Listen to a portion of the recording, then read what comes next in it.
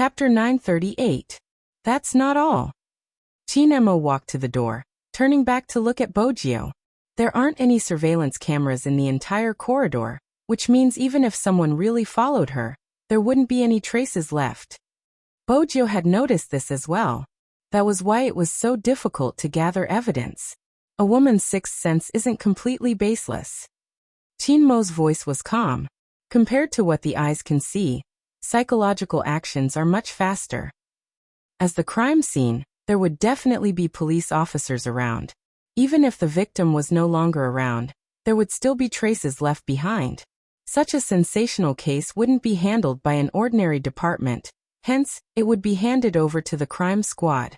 The moment Bojio entered, she saw Director Huang with a solemn expression. Did you find anything? Director Huang shook his head, his white-gloved hand moving the mouse. Director Huang shook his head, his white-gloved hand moving the mouse. I got someone to check. There wasn't anyone else recording her. It was indeed this laptop that recorded her actions, and from the angle of the video, it was the same. We have completely ruled out the possibility of a homicide. As for the medication she took before her death, we have found the bottle. It was an ordinary sleeping pill, but if taken in large quantities, it could be fatal. She didn't force herself to take the medication, so your judgment was wrong this time. Director Huang sighed. The possibility of suicide is 99%. Isn't there still 1%? Chinemo walked over, taking a closer look. He even picked up the teacup. There were traces of coffee in the cup, and beside it was a French pressure pot that was specially used for brewing coffee. The room wasn't particularly clean, but it had a certain ambience. There were 2 words written on the cup, all the best. This cup is custom-made. Bojio was familiar with such things, turning her fingers. As expected, there were a few names engraved on the bottom of the cup. They were all single words. MMH, Director Huang replied.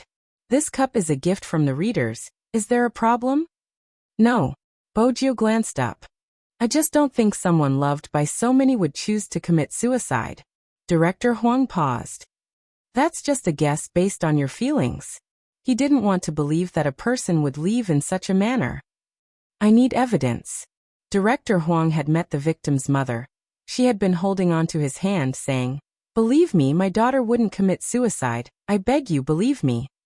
Director Huang was used to such situations. He didn't know how to console the other party. However, he had never seen such a mother who was so sure that her daughter did not commit suicide. Let him look for more clues. Because of this, he had been hesitant, even leaving the scene as it was. But he couldn't find any evidence at all. After the deceased came in that night, no one else came to this floor in the elevator. There were no surveillance cameras in the corridor, and all the clues came from the neighbors. However, the neighbor went to bed early. He was an office worker who worked from 9 to 5. He did not feel that anything was wrong. What about the neighbors? Chinemo placed the cup down. Director Huang pointed to the room next door. This is the second time he has to take a statement. He still has to work. That person was indeed very busy.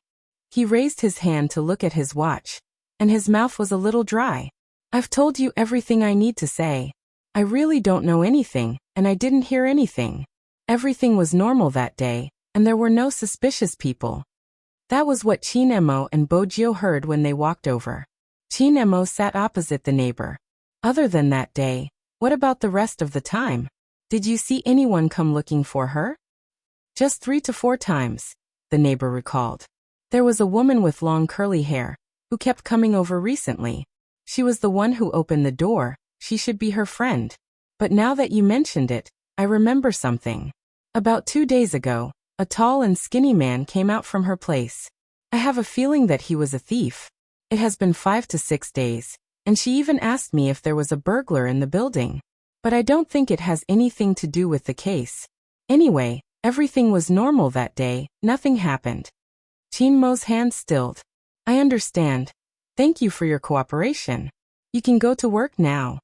The man heaved a sigh of relief, turning towards Chinemo. I hope you can solve the case soon. This person isn't bad. He would always greet me in the elevator when I leave. I always forget to bring my keys, and would always trouble the neighbor to open the door for me. Now that he has left, honestly, my heart feels empty and afraid. If you have any questions, you can look for me. Just try to ask after work. All right. On the other side, Chin Mo closed his notebook. On the other side, Bojio had already called Sister Turtle. The first question she asked was, "Does she have a boyfriend?" Sister Turtle didn't need to mention who she was. Her voice was still hoarse. No, she rarely writes or goes on blind dates. She doesn't have many male friends, and they are all in her hometown. I tried to persuade her to find a boyfriend so she wouldn't feel so bad. All of them are in her hometown? Did anyone come to Jiang City recently? Bojio asked carefully. Sister Turtle wasn't stupid. No, Spade, did you find something? A little.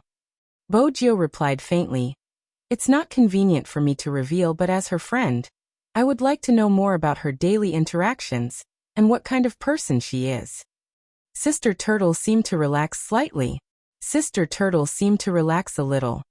She has a lot of friends, but under normal circumstances, she would not talk about herself.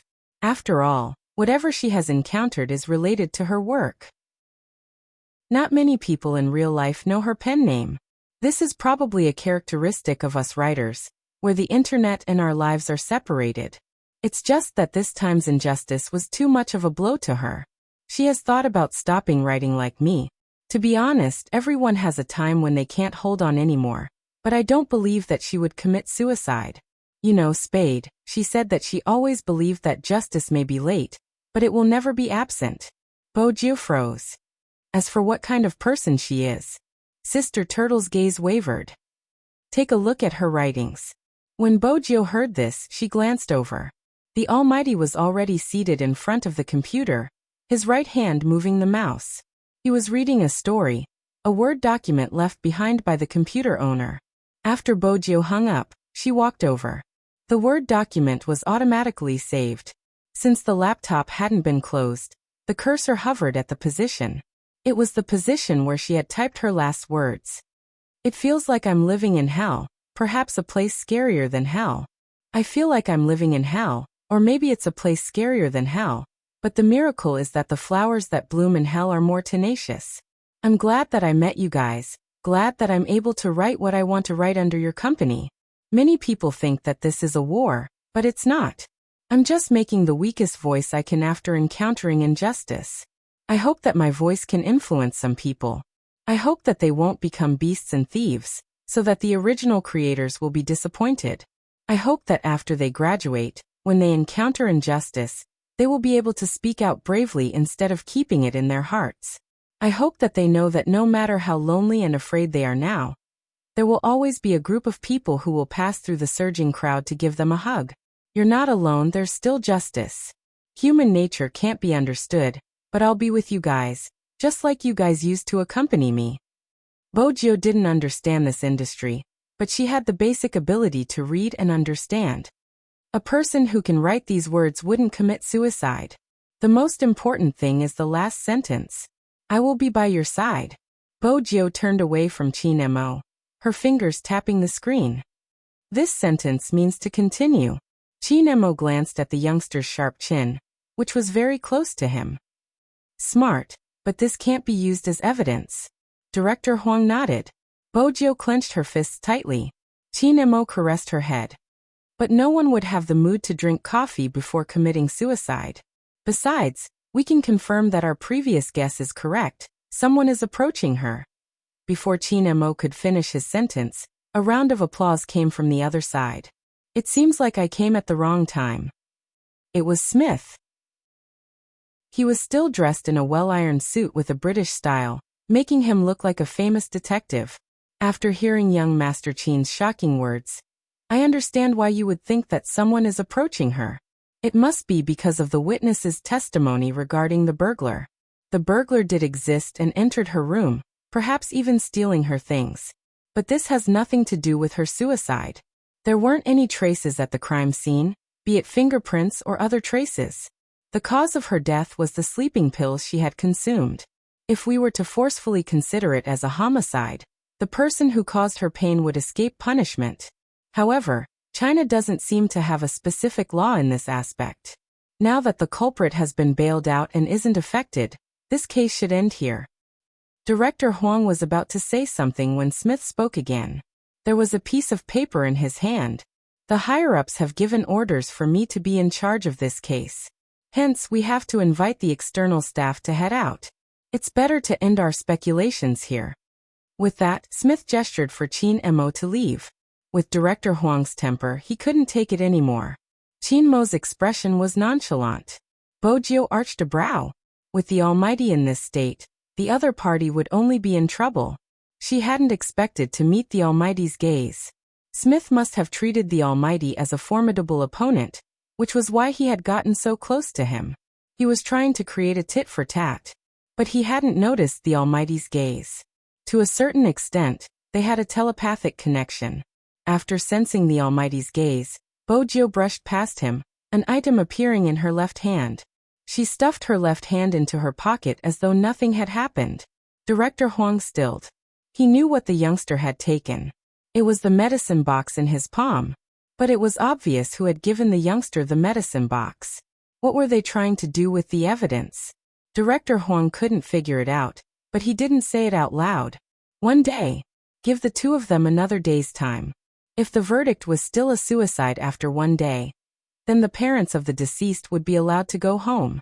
Director Huang wasn't able to face the mother even though he was an adult. As an experienced detective, he knew there was something wrong with the case. But without evidence, he couldn't speak carelessly. Everything had to be based on evidence. He hoped to be able to provide evidence for the two of them. Smith was still basking in his superiority in front of Qin Mo, oblivious to her actions. He smiled. Young Master Qin, it's best to hand over your temporary identification. Coming to the crime scene without informing me is putting us at a disadvantage. The moment he said that, the rest of the crime squad turned over. What was he trying to do? Was he trying to make young Master Qin a mere figurehead? Director Huang's face darkened, turning ugly. Since I'm in charge, I can't be careless. Young Master Qin, I'm sorry. This time, Qin Mo didn't bother looking at him. Swoosh. Something seemed to have brushed past his face, stabbing into the wooden table behind him. It pierced into the wood. He couldn't help trembling. Qin Mo wasn't affected, bringing the youngster out of the apartment. Director Huang gritted his teeth in anger. Was Smith here to harm him? It hadn't been easy for him to become a member of the crime squad. He had only handed over a temporary identification because he didn't want to. Now that he had thrown the identification back, it would be hard to get it back. Smith, if he wasn't stupid, then there was something wrong with him. Director Huang's eyes dimmed. Could it be him? The spy who had been discovered when Qin Mo had approached the drug dealer? He couldn't be sure, hence he had to observe. Smith didn't seem to be acting strangely. At this moment, Bojiu and Qin Mo got into the car. Bojiu opened her palm. It was a bottle of medicine, evidence from the crime scene. You suspect there's something wrong with the medicine? Bojiu asked Qin Mo. Qin Mo pressed his fingers on her wound. When she wasn't hurting anymore, he replied. It's fine, it seems like it's healed. What a shocking recovery speed. Bojiu muttered softly. As the overbearing sugar daddy, how can he be defeated by such a small injury? What did you say? Qin Mo arched a brow. Bojiu cleared her throat, smiling devilishly. Nothing. The Almighty's ears were really sharp. Is that so? Qin Mo asked slowly. Why did I hear the word sugar daddy? Bojiu replied seriously. You heard wrongly. Qin Mo glanced at her nonchalantly, especially when she looked so serious.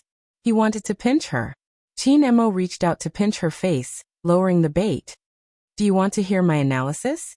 Of course. Bojiu knew the Almighty must have found something. Qin Mo retracted his hand, his face noble. Then let's be honest. Bojiu asked. Am I being dishonest? The Almighty replied. You haven't taken the bath you promised. Chapter 939.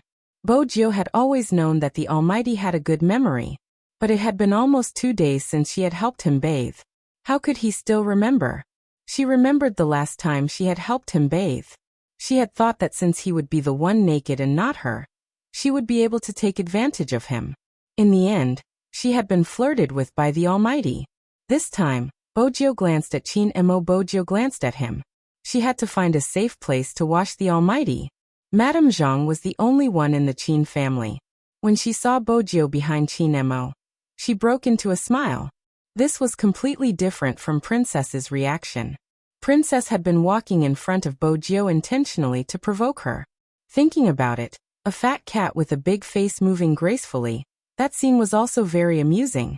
Madame didn't know that young Master Jio would be coming. Otherwise she wouldn't have gone shopping. But she is meeting Madame He.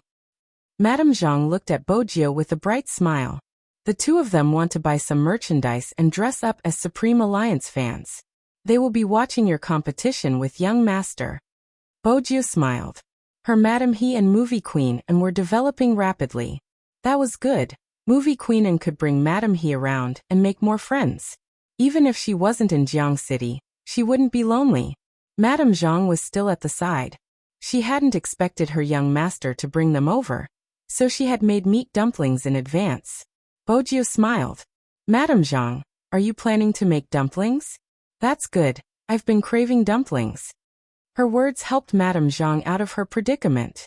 As long as you want it, I'll make it now. All right. Bojio pulled Princess over, intending to sit down and wait for the delicacy. At the same time, she could get some information from the Almighty. Chin Mo had already taken off his trench coat. His white shirt had a different feel to it. His collar was loosened, and his black hair wasn't as neat as when he was outside. It was a little messy, but it made his face look even more distinct. He walked over and held her wrist, his expression elegant. Aren't you going to make dumplings yourself if you want to eat? Make dumplings? Her? Did the Almighty think she was an all-rounder? Other than instant noodles, she didn't know anything else. She could cook steak, but that was all. Make dumplings? I don't know, Bojio replied seriously. I'm a terrible cook. Chin Mo gave her a look that seemed to say, what do you know? His aloofness made people feel a little unconvinced. She still knew how to play games. Bojio's left cheek puffed up, but she didn't reply. Chin Mo looked at her and smiled. He walked to the table, his voice calm. I'll wrap one, you wrap the other. Follow my instructions. Bojio arched a brow. The Almighty even knew how to make dumplings? Such complicated cooking skills? Honestly, Bojio was slightly surprised. She knew that the Almighty could cook, but dumplings? In her heart, dumplings were a dish that required a lot of steps. Only an elite chef could make them. He had to admit that the hands of a gamer weren't that bad. Slender, fair and well-defined. The Almighty's hands were especially good in this aspect. Even though one of his fingers was wrapped in bandages, it didn't affect the delicacy of the dumplings he made. Bojio followed the Almighty's steps. She would take the wrapper and she would take the wrapper. When the Almighty placed the meat in the dough, she would do the same. She needed the meat at the right time and was very serious. It could be said that she had never been so focused before. But the dumplings she made didn't look like dumplings. They were flat and the stomach was huge. They were ugly beyond belief. Bojio looked at them for a long time. Chin Mo thought that she would be able to figure something out. It's really ugly. Chin Mo lifted his head, his voice calm. Stupid. Bojio wasn't sure if the Almighty was commenting on her dumplings or her. She saw his expression. It was just like when they were young, extremely cold.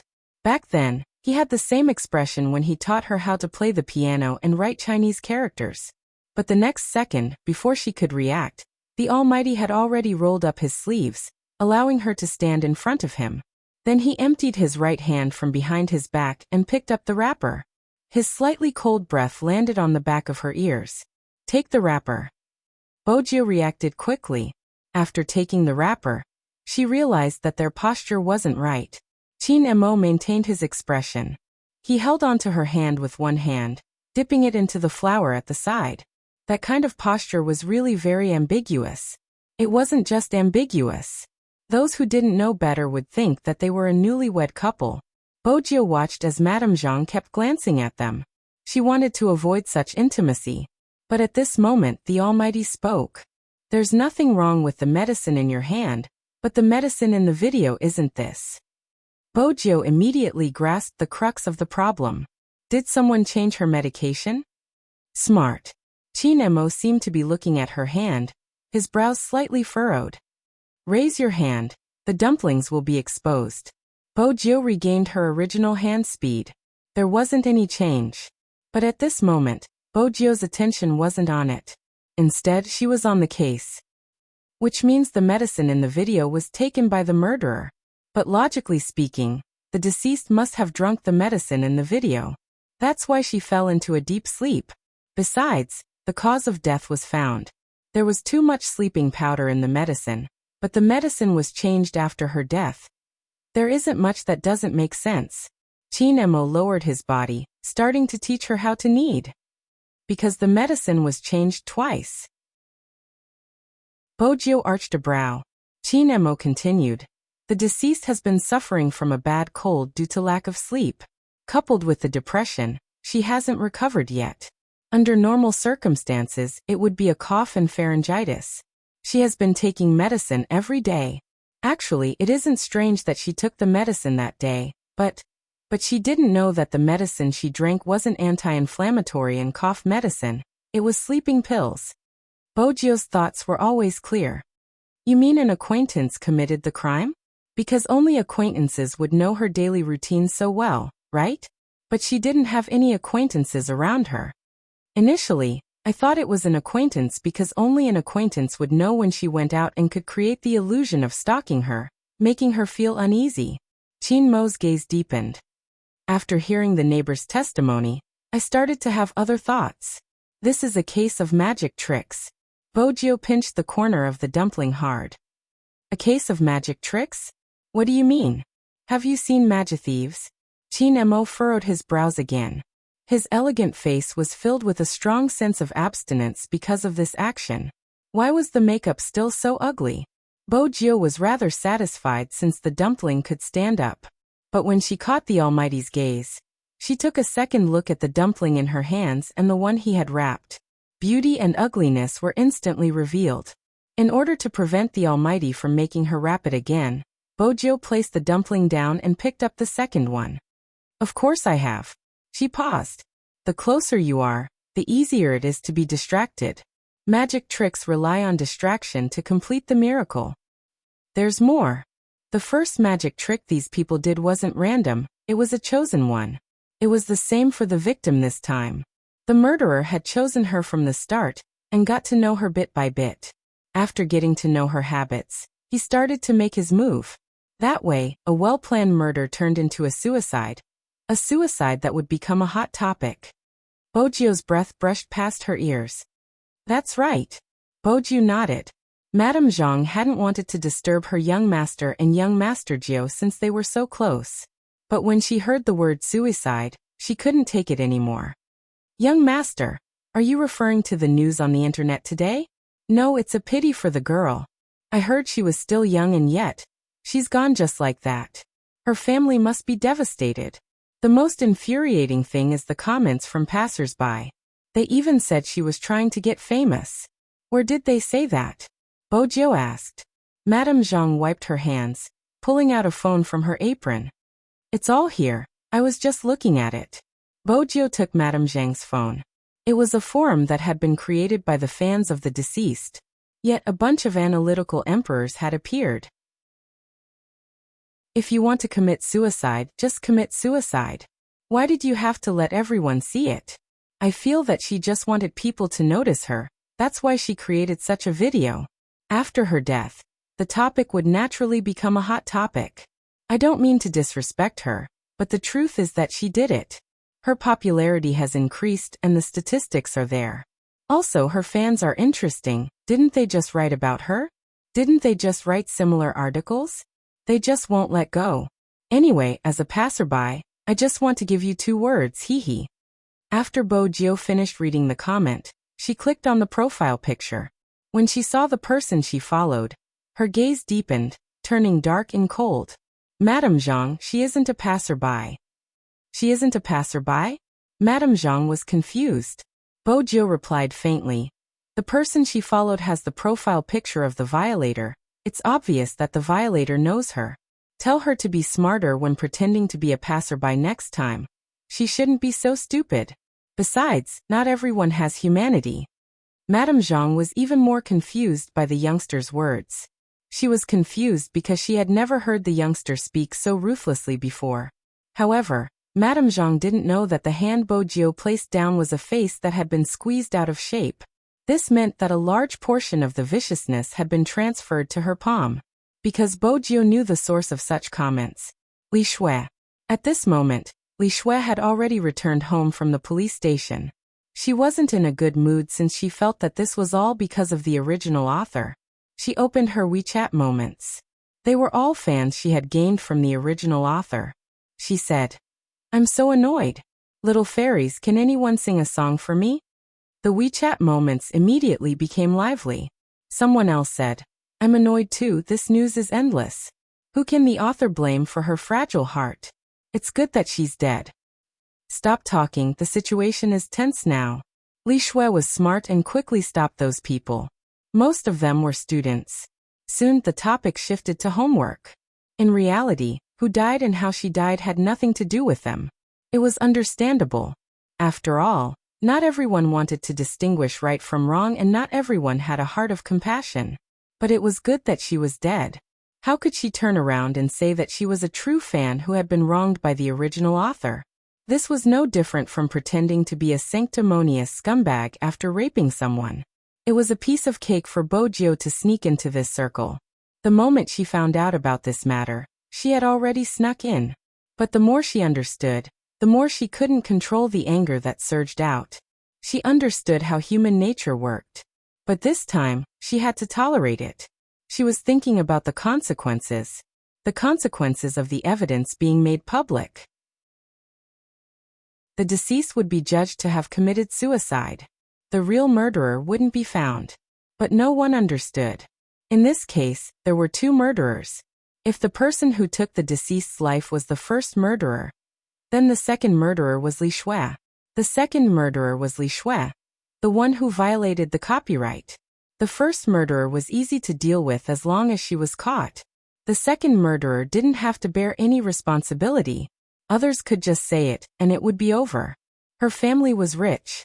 After the robbery, she could still publish books when it was time to publish and be happy when it was time to be happy. The one who couldn't be revived was the original author. Bojio clenched her fists, her lips pursed into a straight line. Her gaze was intense. That kind of gaze should not belong to a high school student. Filled with darkness. In that instant, even Auntie Zhang could sense the youth's change. He glanced at Bojio's face and reached out to pull her back. His voice was deep. "You can't make dumplings. Why are you venting your anger on yourself?" Bojio was pulled back from her thoughts, probably because the aura behind her was too obvious. The person who spoke was clearly not very gentle. But the Almighty seemed to be such an existence. When she was about to become an evil dragon, he would always pull her back. The dumplings were still being made. But this time, the two of them were even closer. "One more thing. After I figure it out, the case will be solved." Qin Mo tilted his handsome face. Even his voice was much more magnetic than before. "So you don't have to develop a typical perverted personality." Typical personality? At this moment, Bojio understood the Almighty's train of thought. Had the Almighty already noticed the difference in her? It was just that he understood her existence based on the appearance of the second personality. Bojio would definitely avoid such a topic. More importantly, what didn't the Almighty understand? Chapter 940. Perhaps there isn't anyone here. Bojio's gaze changed. She walked out of his embrace, her face filled with energy. Her expression was completely different. "Brother Emo, where is your notebook?" Qin Emo watched as the youngster walked up. It was obvious that she would be able to find it even if he didn't ask. Qin Mo's mood lightened up. After all, it meant that she was familiar with his place. According to her habits, she would only be familiar with things that made her feel at ease. Bojio was indeed familiar with it since she had climbed over walls before. Princess kept following behind Bojio.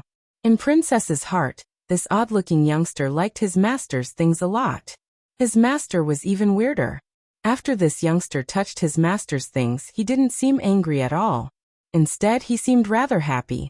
Unlike him, Every time he stretched out his claws to touch his master's teacup, a cold glare from his master would pierce through him. Was this the difference between being a cat and a human? Princess was indignant.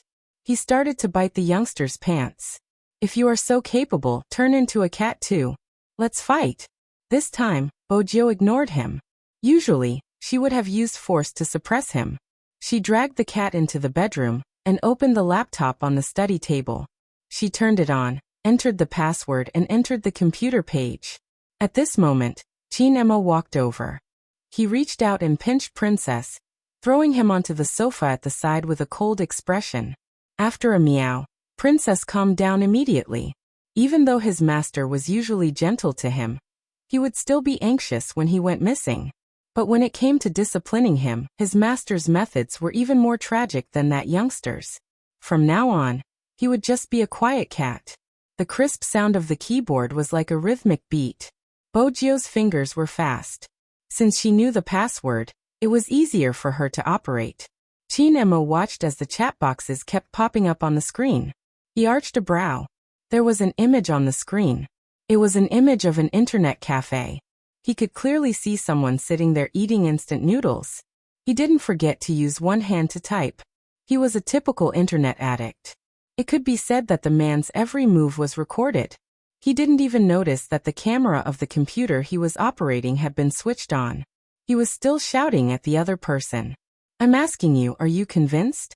If not, let daddy beat you up again. Did he have the same hobby as a certain someone, asking others to call him daddy? Or were all high school students like this? However, when a certain someone asked others to call him daddy, his white canine teeth would be revealed, and he would have an evil smile. It really did feel a little like that. Qin Emo arched a brow. It was rather interesting. Chapter 941. She didn't have to say who she was. Ever since the first case came out, this person had been carrying out a massacre. And using such a method, luring people to commit suicide, creating a corresponding environment on the internet. Some people saw things from a distorted perspective, but she had never targeted those who were already twisted in the first place. Instead, she chose those who had been treated unfairly.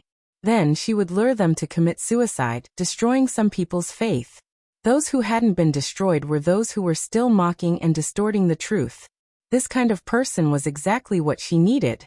After all, raising a devil that destroyed morals and order. She needed such people to break the bottom line. She destroyed someone's family, and even scolded the original wife for taking her position. An infringer who stole someone else's work, and then tried to bite back at the original creator. She supported the mistress, supported the theft, supported the passers-by who were outside the moral and legal boundaries and distorted the truth. Without such people, how could fairness be snatched away? It was said that if you wanted to destroy a city, you had to destroy the faith of the people. Good people would be accused of being white lotuses. Evil people would be comforted when they did something wrong. If that was the case, they would really go to hell. Bojiu had always known that this world wasn't fair. Hence, she wanted to create fairness. She knew better than anyone else that life came from selfishness and indifference. But today there was a person who was violated. As a witness, you supported the perpetrator. One day, when you were violated, you would be treated the same way. Bojiu narrowed her eyes. The order of the hacker world. It protected the true identity of every hacker and at the same time, it wouldn't harm anyone's life. This was the principle. It was obvious that the person who impersonated her was just enjoying the massacre. Such a person used her name to do things. Did she ask for her opinion? This is the second person in the maiden's sacrifice, Qin Emo said. Qin Mo's voice rang out. His side profile was still elegant and handsome, but the sacrifice wasn't within her control. She changed the luring from suicide to murder. But in order for the maiden's sacrifice to affect others, the main character of the maiden's sacrifice had to commit suicide. That was why there was that video and the fake suicide scene. Perhaps this isn't the only video. How many people are waiting for the continuation of the maiden's sacrifice is still unknown. Take the student from number 1 middle school for example. All her experiences were recorded by someone. It should be the same this time. Somewhere on the internet, There must be someone doing a live broadcast of this. Bojio couldn't help but be impressed by the Almighty's thinking ability. The other party must have covered up the traces of the network invasion. I will need some time to investigate. If I can't find the medicine, I can only start from this. As long as I can prove that the suicide was intentional, she wouldn't leave with the word suicide. Perhaps, to others it doesn't matter how she died, but to those who liked her, it was important how she left. Such a strong person. Even when she was in extreme pain, she was still fighting against the devil of illness. Even at the end of her life, she was still telling those who loved her to turn their hearts towards the light. Just like that person who liked to lean on her shoulder. Just like that person who smiled brightly at her. Just like that person who kept telling her, don't turn completely black. Such a person shouldn't be able to rest in peace with injustice. In order to let others know that it was an intentional murder, she had to find the place that recorded the actions. It had to be on the internet. Since it was on the internet, there had to be a way. Bojio didn't pause, starting to search the internet again. Because the Almighty was beside her, it wasn't convenient to contact Hoshino. Hence, she didn't enter the hacker's internal forum to obtain information. Instead, she used the huge number of IP addresses to search for all the possible keywords. This time, her attack was different from the previous ones. Ferociously and swiftly, she broke through all the related forums, Tieba, QQ groups, as well as some small-scale websites. It was all for the sake of locating them. It took a long time. Especially when everyone was discussing the writer's suicide due to the pressure. It was even harder to find the location of the maiden's sacrifice. Chin-Emo stood beside Bojio, watching as the youngster's fingers moved down, moving the mouse continuously. He knew she was looking for something. But the way she was looking for something was too domineering. If such a person didn't have any principles, regardless of which country it would be unimaginable. But Chin-Emo knew very well that this person, whom he loved more and more, was domineering but never took the initiative to hurt others. Time passed quickly. Princess couldn't understand how his master could stand by the side and look at that youngster for more than an hour. Was that youngster as domineering and handsome as him? If he wanted to look, he should be looking at him. Chin-Emo took the time to glance at Princess. Because of the naughtiness of cats, they would always bite on anything that looked like a thread. Princess was no exception. Chin-Emo stood up, carried Princess and placed him outside the door. His actions were gentle, but the princess finally figured out something. Her master must have wanted to marry that boy with a strange aura to be her second master. Otherwise, why would she be chased out? Those two people must have wanted to do something bad that they didn't want her to see. Meow meow. Just as Princess lowered his big cat head and paced around with a solemn expression, Madame Zhang came up. Auntie Zhang came up and said, "Why did the princess come out?" Meow. "Someone is up to no good with his master, hurry and save him." Madame Zhang walked past him and knocked on the door. To her surprise, it was her young master who opened the door. Usually, whenever young Master Jio was around, young Master Jio would be the one opening the door. "Young master, the dumplings are ready, let's go down and eat." Chin-Emo replied calmly, "It's fine, I'll go down." "Eat in the bedroom?" Madame Zhang was shocked. This wasn't her young master's style. Chin-Emo replied, heading downstairs. There were many dumplings. Someone's dumplings were especially obvious after they came out of the pot. Chin-Emo glanced at the exquisite round plate at the side. All of the dumplings that looked slightly ugly. Madame Zhang couldn't help but laugh when she saw this. Who would have thought that young master would one day choose such dumplings? It seemed like it didn't matter if the dumplings were exquisite or not. The important thing was who made them. When Chin-Emo entered the room with 2 plates of dumplings, the silver-haired youngster's hands were still moving, faster than before. Many internet cafes were affected on the same day. They said that there was a problem with the operating system, which kept jumping randomly. Since there wasn't anything serious, no one paid attention to it. They just thought that there was something wrong with the computer. In reality, all of this happened because the youngster was searching for something. Yin Wuyao was sitting in the internet cafes collecting money when he frowned. When he saw the abnormality in his internet cafes, He instinctively looked towards the silver-haired youngster's usual seat. He wasn't here? Why was this happening? In Wuyao had a cigarette in his mouth, kicking the chair and asking the person on duty, "Spade didn't come today, right?" "No." The young man who looked like a university student widened his eyes. "Does Peking University mean that Big Spade is coming today?" "My idol is coming."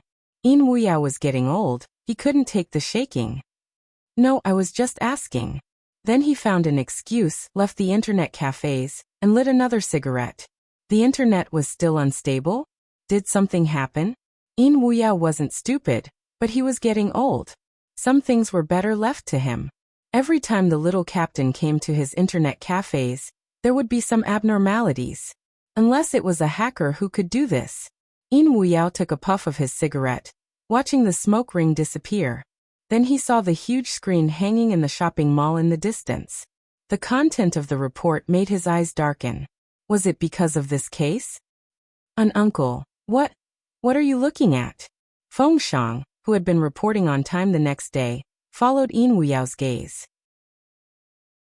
Shui Yaorao was standing behind him, her gaze landing on the screen as well. It's her. Her. You know her? In Wuyao arched a brow. She also graduated from number 1 middle school. She wasn't that old. I remember when she returned to school, when no one spoke up for His Highness Jiao. She even spoke up for him. She said that one's sexual orientation was free, and they should give some space as long as His Highness Jiao didn't hurt anyone. I was only in year 1 then, and I wasn't familiar with His Highness Jiao.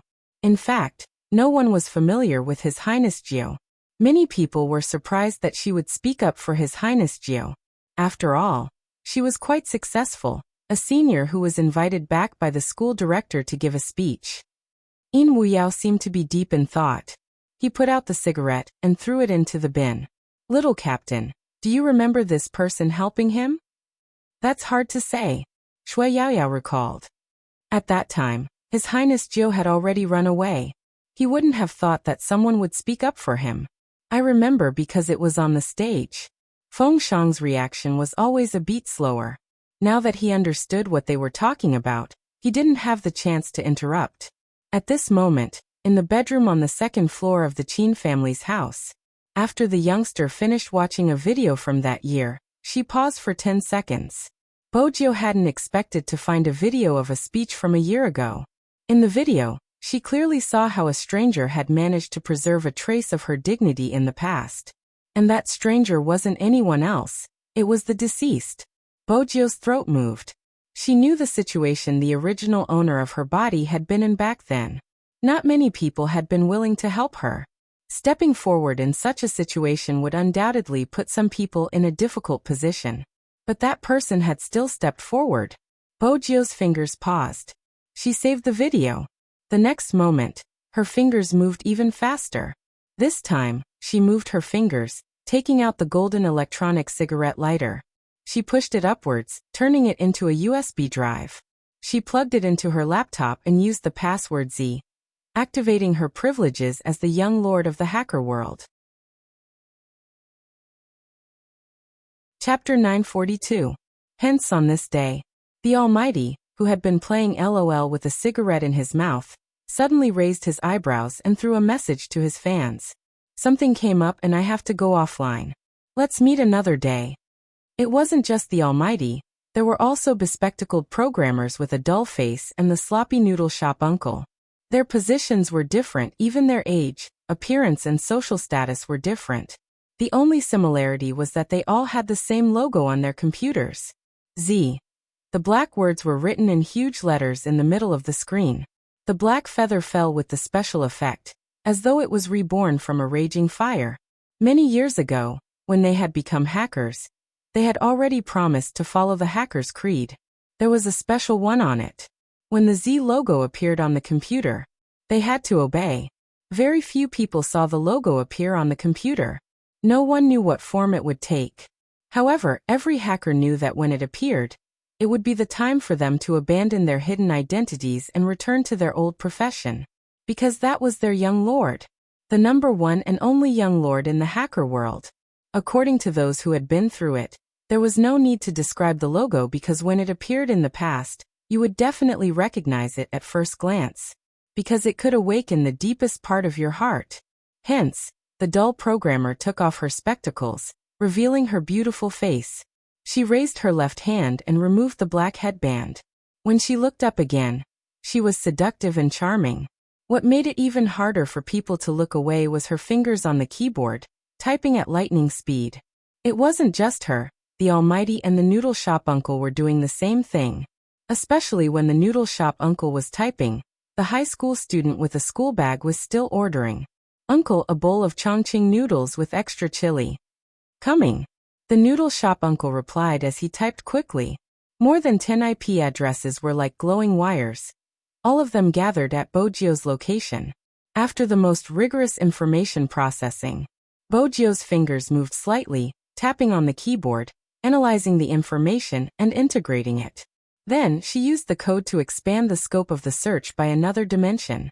This meant that this time, the virtual main program would also be within her detection range, including those hidden in the network that didn't dare to show their faces. Bojio was the one leading the hackers. Therefore, when the host god saw that he had broken through the special firewall that could not be broken, he could not help but whistle. Cool. That was not all. Perhaps no one knew how fast the young master's hand speed was. After successfully escaping from the dense network, he went straight into the hinterland. It was so cool that it made every hacker's scalp go numb. This was their carnival.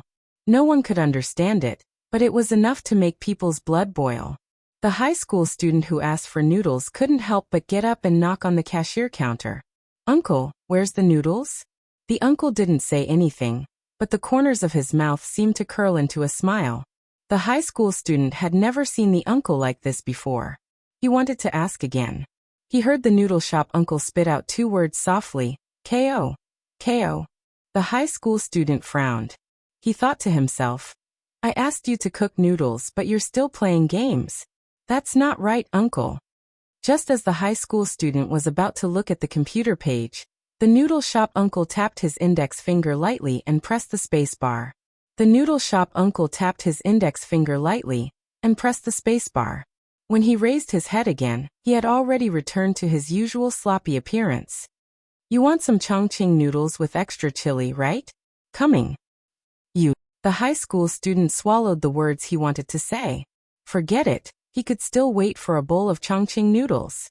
The high school student was none other than the thorn-head youngster, the eldest brother of number 2 middle school. This was originally a noodle shop that was open between number 1 middle school and number 2 middle school.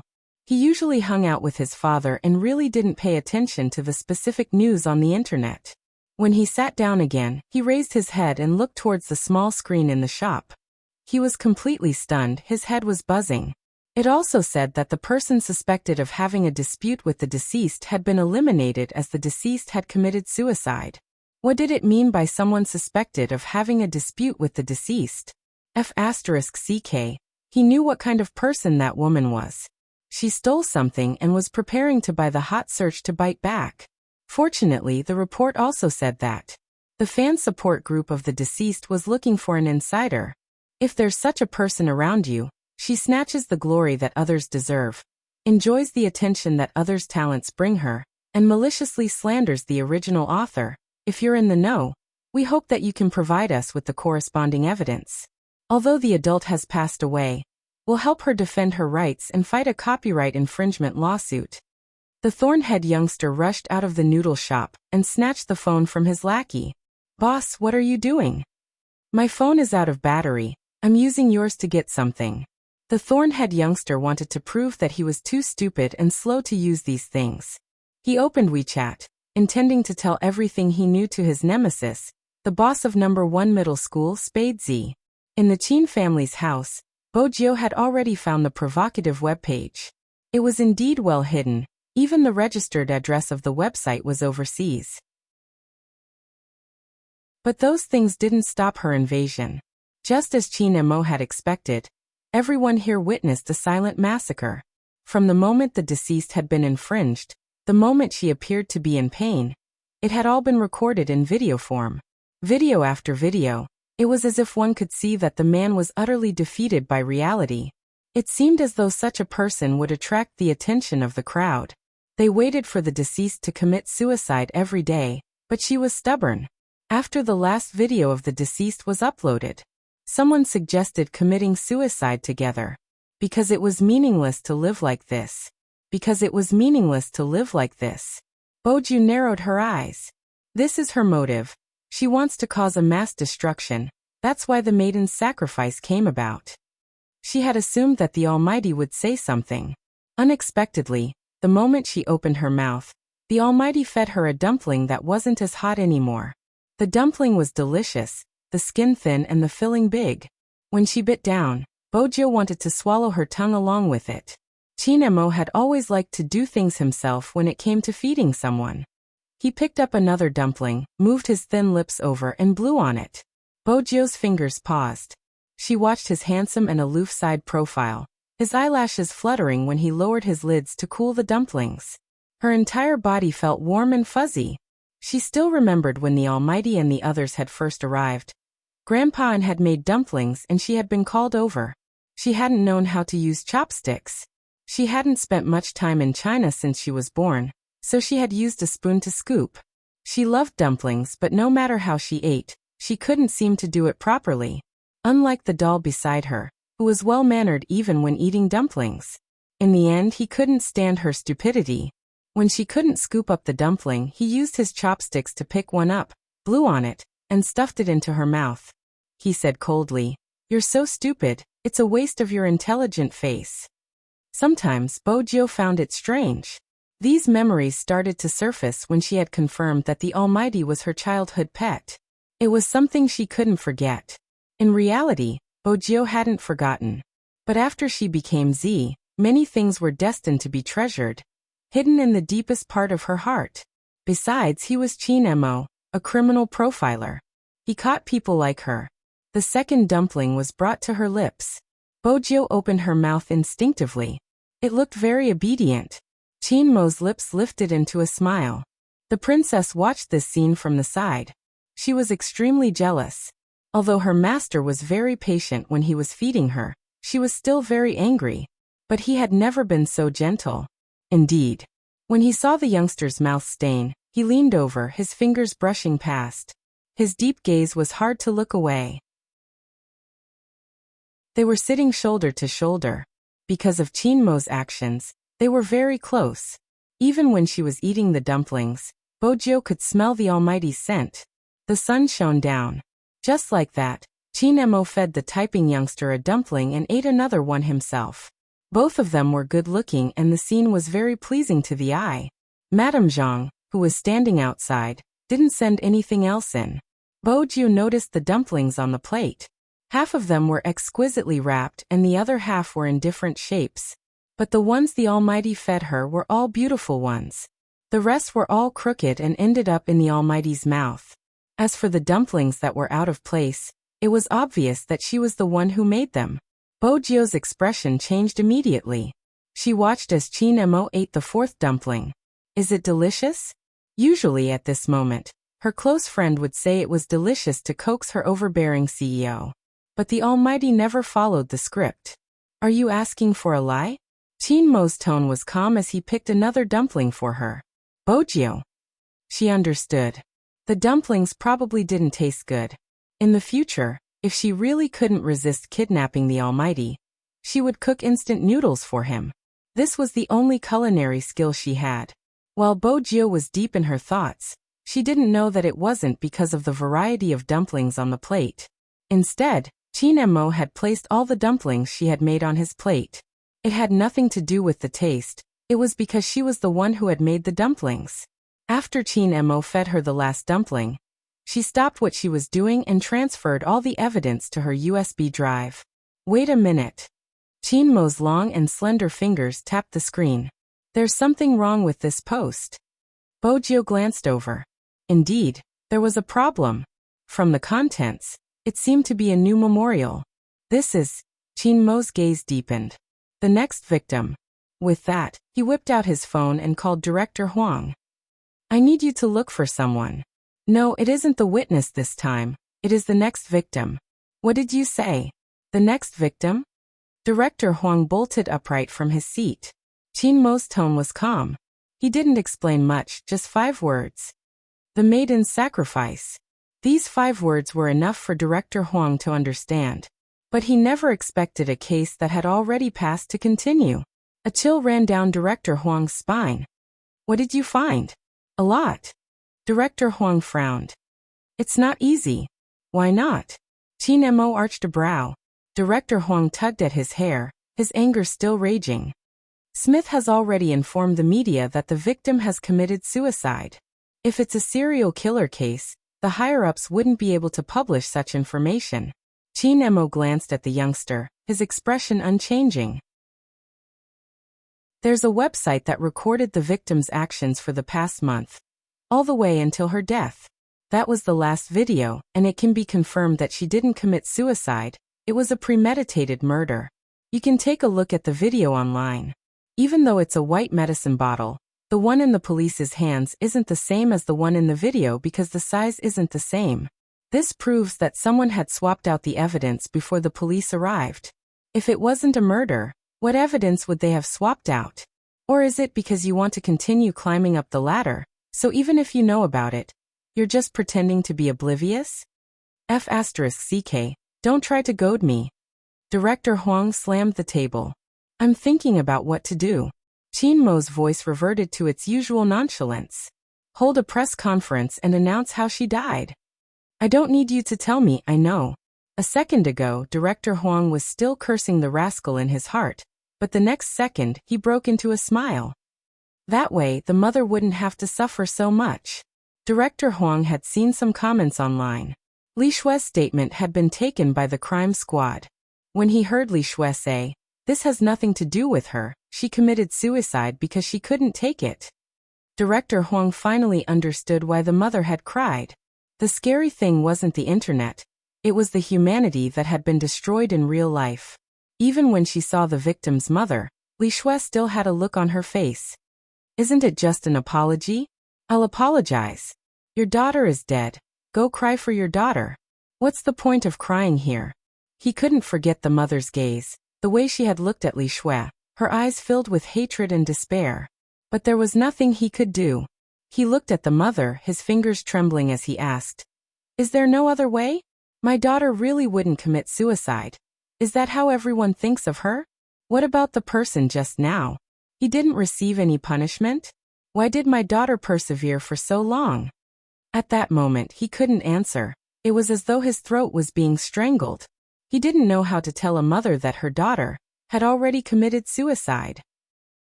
Chapter 943. He watched the mother, his fingers trembling as he asked, "Is there no other way? My daughter wouldn't commit suicide. Is that what everyone thinks of her? What about the person just now? Didn't she receive any punishment? Why did my daughter persevere for so long?" He couldn't answer. It was as though he was being strangled. He didn't know how to tell a mother that her daughter had been confirmed to be a suicide. But now he could speak. He could live up to his clothes and tell the mother, "There's another way. We won't allow a murderer to get away scot-free." At the Qin family's house, Bo Jiu had already stood up from her computer. She had enough evidence to clear the name of the victim. She knew that once the system confirmed it as a suicide, it would be difficult to overturn it. She was considering if she should use her identity to do something. However, when she stood up, the person next to her had already grabbed her wrist and stepped forward before she did. Bo Jiu thought that this was the difference between this person and everyone else. For a moment, she felt that even people from different camps had the same bottom line. The heat of the matter didn't decrease. This was what the girl living in the apartment was happy to see. But it was more troublesome to deal with other matters. As the murderer, she had noticed the problem with the medicine bottle earlier than Qin Mo. She glanced up at the tall and slender man who hadn't left the apartment the entire day. She pulled open the drawer and took out a bank card. "Hide abroad for a few days. I'll inform you once things have settled down." The tall and slender man was confused. "Why are you asking me to leave so suddenly? Isn't everything going according to our plan?" "Don't worry. Those people wouldn't have expected her to be murdered. It's safer to leave. The girl narrowed her eyes. We were too late. This person is too difficult to deal with. We have been waiting for news from the court, believing that she would be able to seek redress. Our beliefs weren't affected at all. It was my miscalculation. I assumed that she would be led by me soon. Even though the outcome isn't bad, it brought us huge trouble. What trouble could there be? The tall and slender man wasn't bothered. There aren't any surveillance cameras in the building. Even if there were, they wouldn't suspect me. All right, let's end this discussion here. The girl tapped her fingers on the keyboard. I've already bought a plane ticket for you tomorrow. You don't have to worry about the trouble since the only evidence is in our hands. Even if someone suspects you, they don't have any evidence. There are some mistakes in the video itself. What I'm worried about is Chin Mo seeing something from it. Didn't the higher-ups already inform us that Chin Mo wasn't involved in the entire case? The tall and slender man's eyebrows twitched. If he doesn't come into contact with the case, there won't be any clues. By the time he comes into contact with the case, our goal will have already been accomplished. What is there to worry about? The tall and slender man hadn't expected Chin Mo to take action when he said that. Not only that, they didn't know that the real Z was with Chin Mo. In front of the police station. On this day, there were too many people coming and going. There was a group of about 7 or 8 people who were dressed the same. From Bojio's angle, she couldn't see their faces clearly. However, he could understand what they were doing at the police station. Because one of them was holding a very simple sign. There were only 2 words on the sign. It was the pseudonym of the victim. They had come to the police station to find more people who knew the truth, and were willing to speak up. The passers-by didn't understand why they were doing this. In fact, no one could understand why a thorny youngster who didn't have good grades and only cared about whose fist was stronger would come here to help. They didn't understand why Shui Yaoyao and Feng Shang, who had received the flyers and helped them distribute them, were here. No one would understand. Uncle Ian was sitting in his cotton car.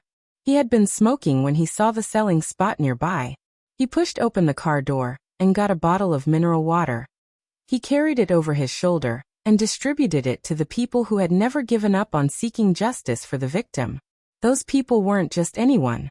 They were the readers of the victim. There weren't many people here, but everyone's eyes were bright and resolute. If one were to ask why these people would stand here of their own accord, it was because they wanted to help the person who couldn't speak anymore. They wanted to clench their teeth and fight for the dream that had been stolen from them. This wasn't a world that should be like this. Those who were truly hurt were suppressed in the dust. Those who had infringed, slandered, and stolen their dreams couldn't even be bothered to apologize. There had to be justice in this world. If there wasn't, they would fight for it. All of them were girls. They were saving money when drinking water because they knew that this was just the beginning. They still had to save money to fight the infringers. Bojio watched the scene, too many emotions surging in her chest. She suppressed them silently. She had a battle to fight with the Almighty. The name of the battle would be Karma Will Prevail. If you don't believe me, look up and see who will be spared by the heavens.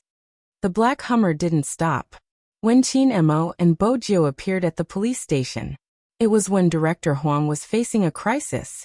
After Smith had analyzed the entire case, he had stood out to refute his deductions. When he looked at the camera, he said something that almost made Smith jump up. The victim didn't commit suicide. It was a homicide. In that instant, the crowd was in an uproar. Smith's expression changed. What nonsense are you spouting? He hadn't expected someone to refute his theory. Furthermore, it was during the press conference. Now that the case had attracted so much attention, hadn't he considered the impact of his statement? The media were not jealous. They immediately caught the main point and asked, could it be that the police have found some evidence? Evidence. Director Huang started to break out in cold sweat. He really didn't have any evidence, but this was the last chance to redress the victim's name. He had to grab hold of it. But evidence.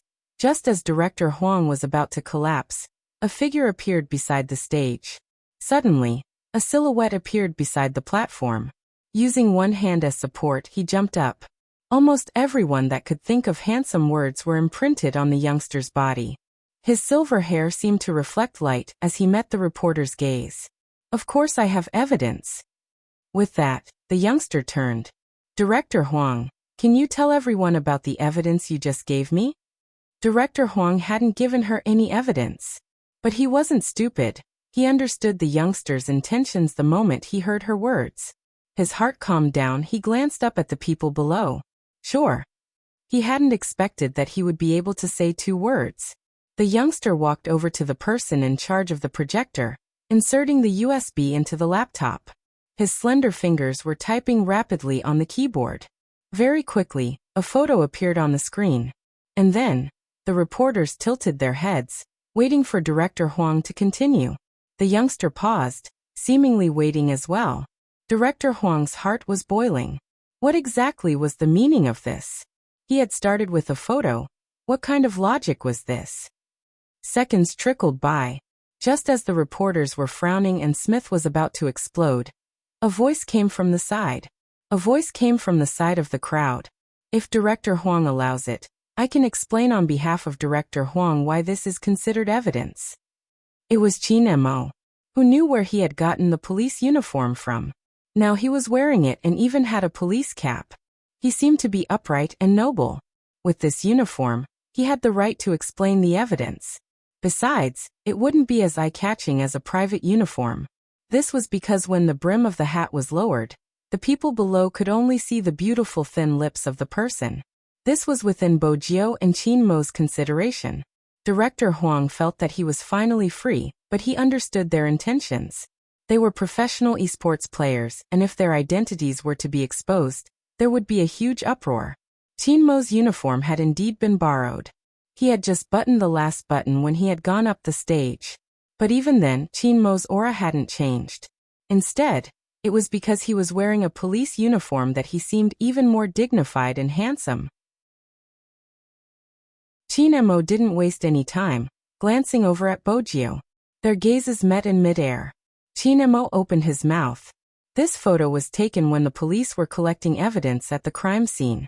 We found a medicine bottle on the ground. According to the forensic analysis, the victim had overdosed on the sleeping pills inside, which was why she couldn't wake up. Therefore, the medicine in the bottle must be the main cause of the victim's death. But at this point he paused. Qin Mo didn't even need to turn to look. The youngster had already switched the image. A video appeared, pausing on the scene of the victim drinking the medicine and zooming in.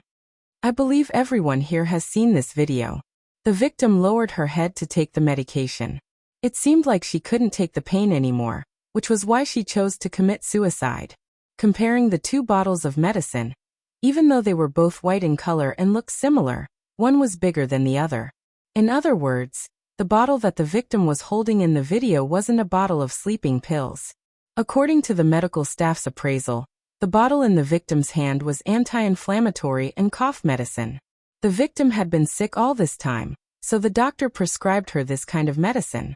In other words, the victim was only drinking medicine that could alleviate her condition. The strange thing was that the bottle of sleeping pills that shouldn't have been in the victim's room had disappeared. We deduced that the victim's medicine had been swapped, which means that she didn't know that the medicine she had been drinking had been swapped with sleeping pills. Qin Mo's last sentence left his mouth. Everyone sucked in a sharp breath. Some of them couldn't help but cover their mouths in shock. Smith stood up. At the end of the day, this is just your reasoning. Without concrete evidence, this kind of subjective reasoning is even more lacking. Who said I don't have evidence? Qin Mo's voice had always been calm, but his aura was still intimidating. Smith was from overseas, and was about the same size as Qin Mo. In his mind, Smith was just a second-rate profiler, and he didn't have to be afraid of him. But when the 2 of them stood together, Smith even had the urge to break into a run. Wasn't Qin Mo's presence a little too strong? Bojio took a moment to glance at Smith. She guessed that the expert who claimed to know a lot about criminology and other criminologists were just second-rate profilers in his eyes was going to be slapped in the face by the Almighty. Qin Mo glanced at Bojio. Bojio immediately moved her fingers, pulling out all the information they had gathered. The cameraman had already noticed the youngster's typing speed. The moment he saw it, he jumped in fright. He opened multiple video windows at the same time, typing extremely fast. It was so fast that it was dazzling.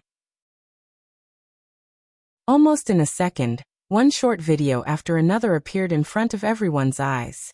Then came the second, the third, the fourth, the fifth, the sixth, the seventh, the eighth, and the ninth. The same man appeared in every video. He was tall and skinny, with a sharp mouth and cheeks like a monkey. He didn't look like a local and his movements were very deliberate. The youngster played the short video and adjusted it to a certain frequency, so that Chin Mo could explain better.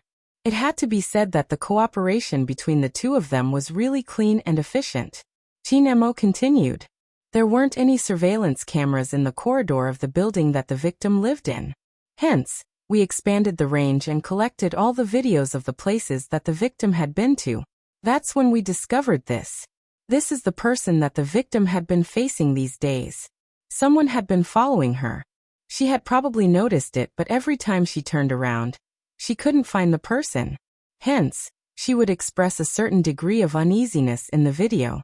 A woman's sixth sense told her that something was wrong, but at that time, the victim thought it was a thief and even reported the case with her neighbor. The neighbor confirmed that the victim didn't have any mental problems, and the stalker did exist. The victim didn't have many members of the opposite sex, but on the day of her death, the same man had entered her house twice. One of the times was when she wasn't home, and the neighbor found it strange that the man had walked out of her house without greeting her.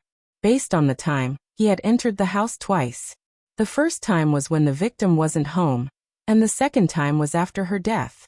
Hence, we deduced that he was the one who changed the victim's dressing.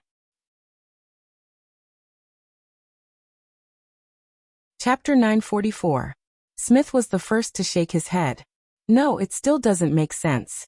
I admit what you said, there is a thief, but the victim's mental disorder might have something to do with the thief who was stalking her. But you can't say that a thief is a murderer. We need evidence. Everyone has seen the video. At the time, the victim was the only one in the room, and the video was taken by the laptop in the victim's room. The reason the video was uploaded was because the murderer set the recording time, so that the video would appear on the internet after her death. She wanted people to remember her. If she didn't commit suicide, why would she take such a video? From a psychological point of view, this is a suicide with a purpose. She wanted attention since she had been wronged. That was the only logical thing to do. If it was really a murder, the video wouldn't have appeared. Even if it did, the murderer would have set up a hidden camera in the room. But it was the opposite. The victim was the one who took the video. She was the one who opened the laptop. Other than her, no one else was at the scene.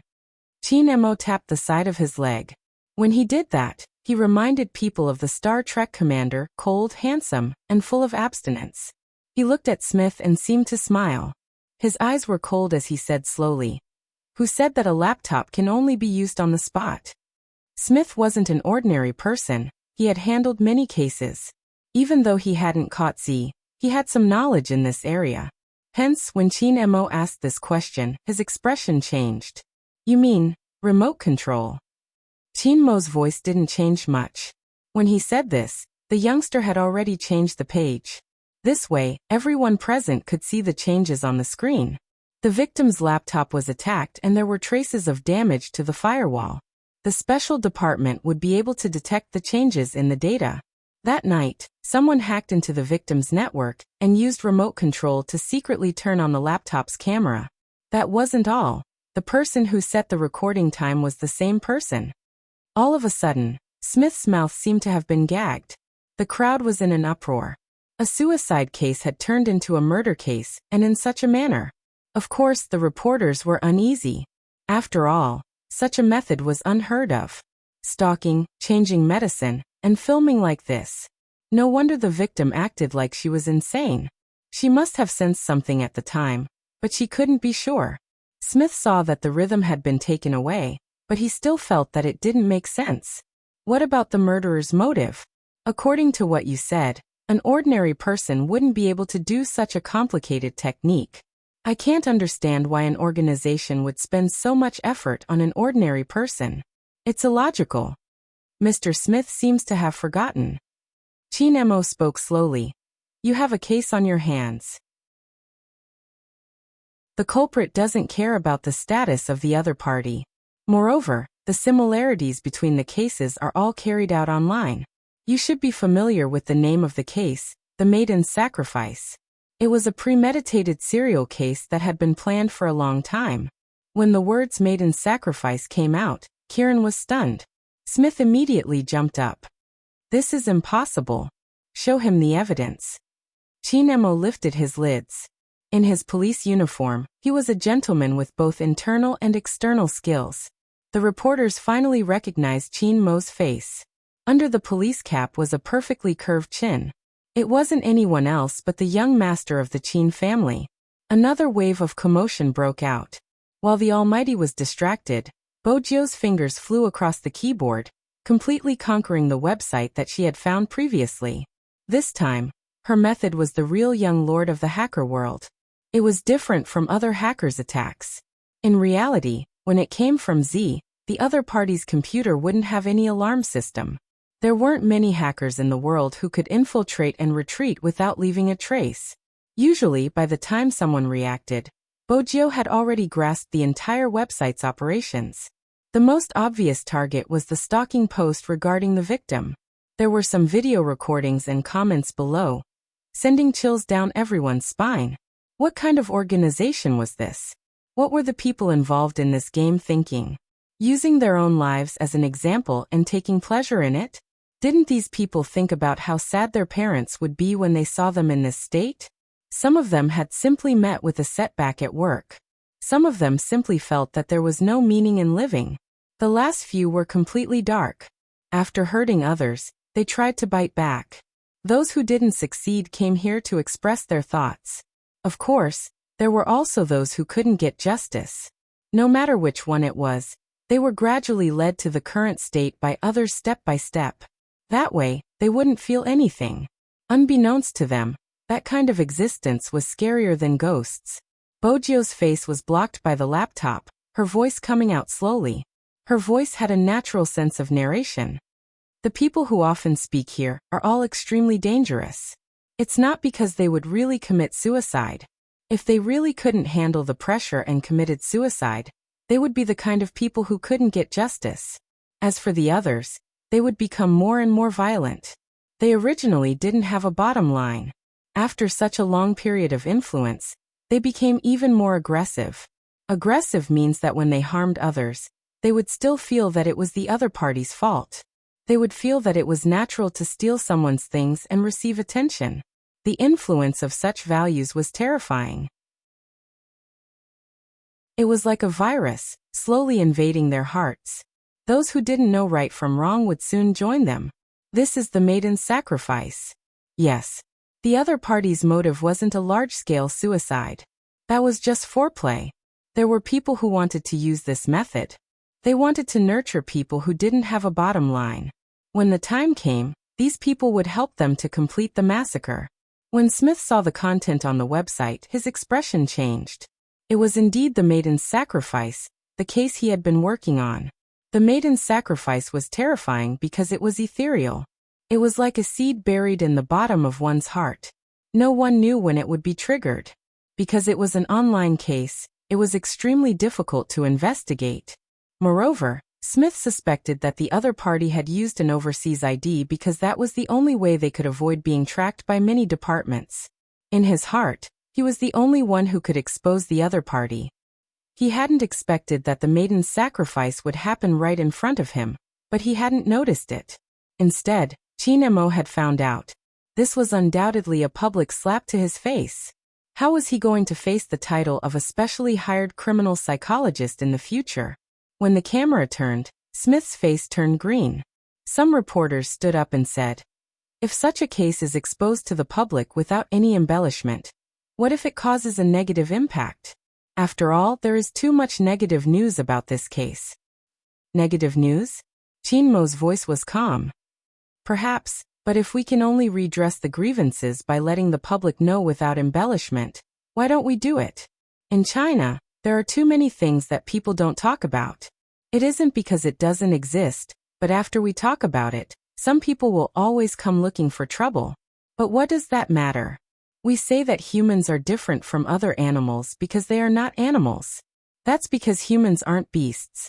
There's always something in the depths of our hearts that insists. We want to become more outstanding people. Even if we might not be able to overcome the hurdle we met today, we need to learn to face some stains because justice is still waiting for us somewhere. We need to understand that in this world, there are good people and bad people. There are also people who live in the gray area. We might not be able to become righteous people, but we will never hurt others. We learn to respect ourselves and at the same time, we will learn to respect others. The process of waiting for justice has always been difficult. We knew there would be darkness, but we never gave up. Even now, outside the police station, there is still a group of people standing up for the victim. I thought this was the message we wanted to pass on. With that, Chin Mo arched a brow and looked towards the reporter. If people think that redressing someone's grievances is a negative impact, I suspect we don't have the same worldview. This sentence blocked the reporter's words perfectly. In that moment, Bojio paused and looked towards the tall and slender figure in the middle. This was probably the difference between the Chinese soldiers. Regardless of the time, they could stand tall and straight like a white poplar tree that couldn't be touched by the wind and rain. Whatever she saw, the Almighty would see too. There was probably nothing more heartwarming than this kind of tacit understanding. Chin Mo wore a police cap and looked straight into the camera. It's time to give the victim justice. Regardless of whether it is the murderer or the person who took away her dreams, they should be punished by the law. When the scene appeared on the television, a middle-aged woman in her 50s looked at the screen through the glass window of the convenience store. Tears streamed down her face. A few girls beside her rushed over to help her up. They were still saying, "Auntie, don't be like this. There will be a way. We will definitely find a way." The middle-aged woman shook her head and gestured for them to look at the screen. It was a police officer with a perfect silhouette. He wore a police cap and the badge glowed brightly. However, it couldn't hide the depth in his eyes. He said, "It's time to give the victim justice. Regardless of whether it is the murderer or the person who took away her dreams, they should be punished by the law." The moment they heard his words, the girls' first reaction wasn't to cry tears of joy. Instead, they asked the person beside them, "Is this news real?" Until the shop owner nodded. Only then did the girls react. They hugged each other happily. Then, wave after wave of cries rang out. It was a soft, low cry that seemed to have been suppressed for a long time, and was finally released. Shui Yaoyao, Feng Shang, and Uncle Yin stood beside this group of people. In just half an hour, they could see the exhaustion of these girls.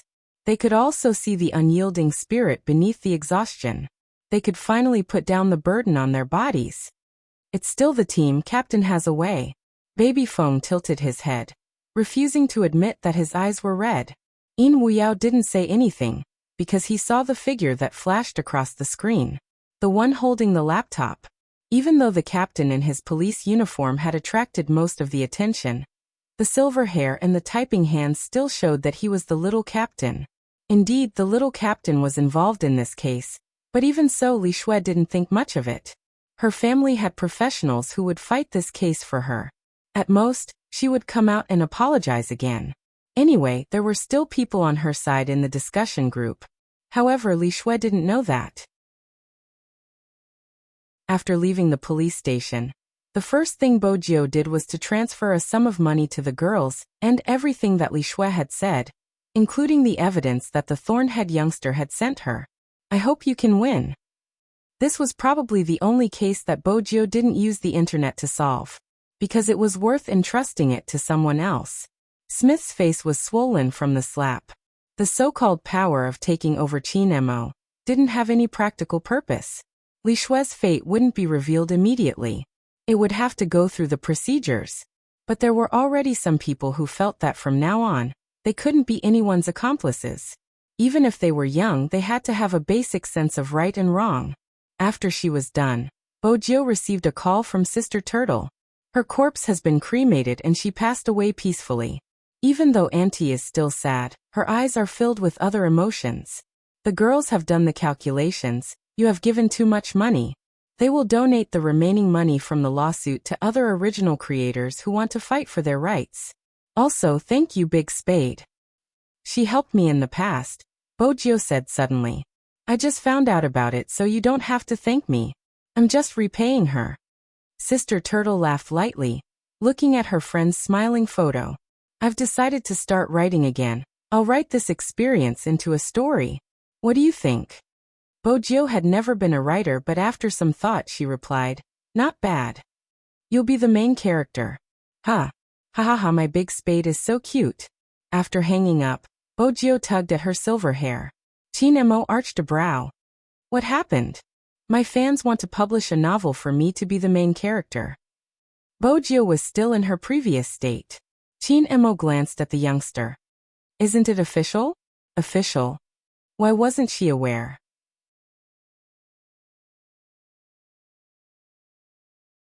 Chapter 945. The next moment, a light kiss came, catching her off guard. It was a short moment, just the time it took for the traffic light to turn red. The minty tobacco scent and the slight coolness on her lips seeped into her mouth. At this moment, Chinemo was still in his police uniform, the curve of his face looking different from the light behind him. Her heart raced and her mind went blank for a second. When Bojio came back to her senses, Chinemo had already widened the distance between them. She came face to face with his dark brows and beautiful thin lips. She could still smell his scent. The lights at the junction started to change. Chinemo seemed to be smiling, starting the car. From the corner of his eyes, she could see the youngster's ears gradually turning red. Bojio felt that the heat had to die down. She coughed lightly, whipping out her phone. She first glanced at the news. The heat regarding the case had yet to die down. There were both good and bad comments. She paused slightly before shifting her gaze away, intending to read the competition novels that the Almighty had mentioned on the official website. There were indeed quite a few. It wasn't just her. There were novels from Lin Feng and Yunhu as well. Bojio clicked on a novel about her and the Almighty. She only read the first 3 chapters. When she reached the 4th chapter, she felt that something was amiss. Why did the novel describe her as a cold young man? It was a complete reversal of the CP. The novel was written by a member of the club. Basically, it followed the rules of esports novels. They only wrote about her interactions with the Almighty during competitions. For some reason, it seemed like a pure love novel. Both she and the Almighty were like that. Lin Feng and Yunhu's were probably even more so. Bojio arched a brow. She clicked on a novel and was about to read it when her phone rang. Unexpectedly, his phone rang. The caller ID was Lin Feng. Bojio pressed the answer button. Lin Feng's voice came from the other end, looking as though he was facing a formidable enemy. Little Spade, you have to take me in tonight. Let me sleep at your house. Sleep at my house? Bojio arched a brow. Why do you suddenly want to sleep at my house? We've known each other for a long time. I'm a senior and you're a junior. It's time for the two of us to have a heart-to-heart talk. Let's have a pajama party or something. I'll provide alcohol to help you reduce your burden before the competition. You don't have to thank me too much. You can tell me anything you want. Lin Feng stuttered for a while, then lowered his voice and said, You're right. Bojio shifted her phone to the other side. She spoke slowly but got straight to the point. If you tell me the real reason, I might consider letting you go. Lin Feng paused, then stuffed the clothes in his hands into his bag. Yunhu has gone crazy. He was reading a novel on his phone. I thought it was a good novel, so I took a look out of curiosity. I didn't expect it to be about him and me. He even said that when he had time, he would try everything in the novel on me. I gave him a kick. My mom came in and thought I was bullying him. To prevent me from losing control and crippling him before the competition, Little Spade, you have to take me in. Lin Feng paused, then stuffed the clothes in his hands into his bag. Yunhu has gone crazy. Lin Feng paused, stuffing the clothes in his hands into his bag. Chinemo, who was sitting beside Bojio, could hear the voice coming from the phone. In the end, it was because Lin Feng was gritting his teeth. Chinemo didn't want anyone to disturb their time alone. He arched a brow. Are you sure you're not afraid of Yunhu forcing you to do something? Lin Feng hadn't expected the voice to be his captain. When he heard Qin Mo's words, he jumped up like a cat. Why would I be afraid of him? Don't be afraid, you can sleep at home. Qin Mo's tone didn't change. Bojio shook her head. Lin Feng wasn't a match for the Almighty at his level. However, there were still benefits to being naive. Captain, what are you talking about? The signal isn't good. That's all. Get little Spade to prepare, I'll be there in a while. With a snap, Lin Feng hung up the phone. It was obvious that he didn't want to play along with the Almighty. He was quick to escape. Bojio sighed internally.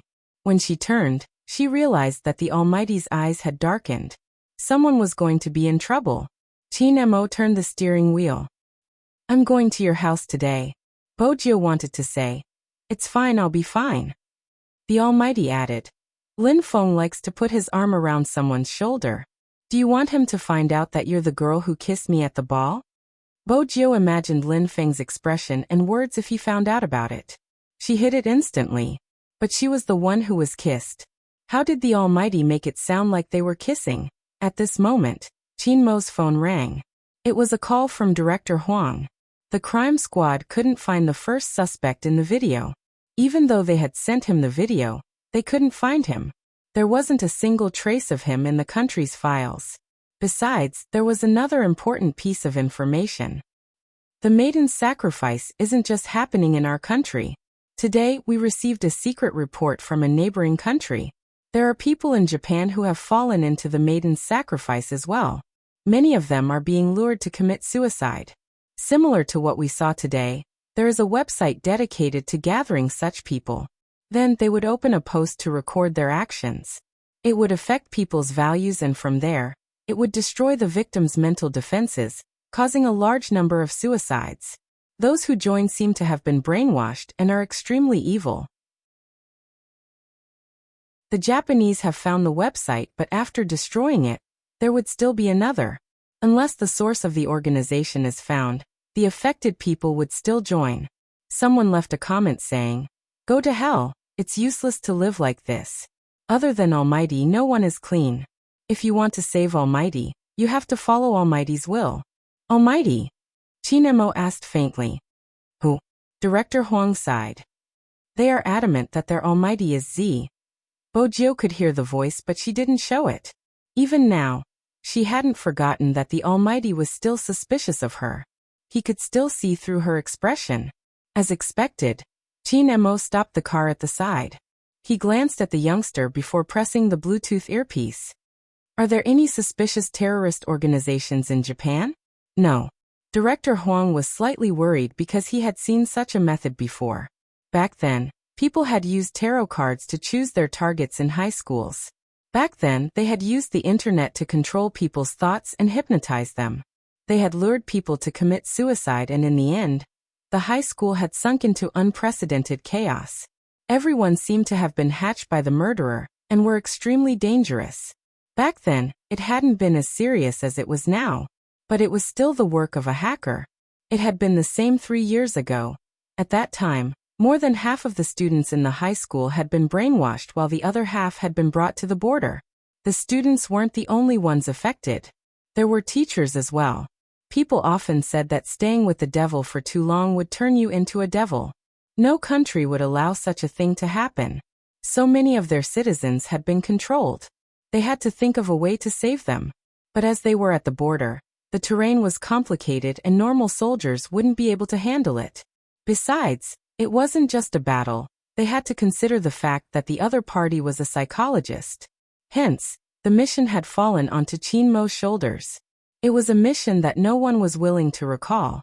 In that mission, some Special Forces soldiers saw with their own eyes that the hostages who were originally taken away were subtly influenced to become the same kind of people as those people.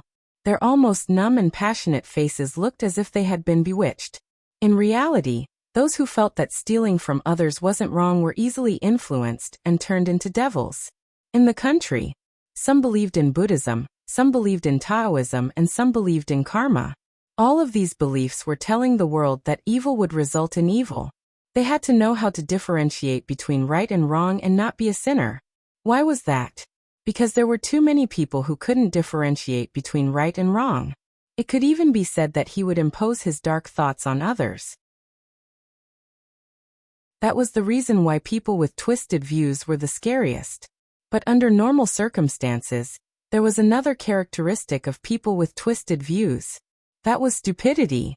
They would easily believe the words that others said out of vanity. If it was a psychologist, it would be a piece of cake to find them. In the end, all the hostages were rescued. But it was at the cost of Chin Mo's amnesia.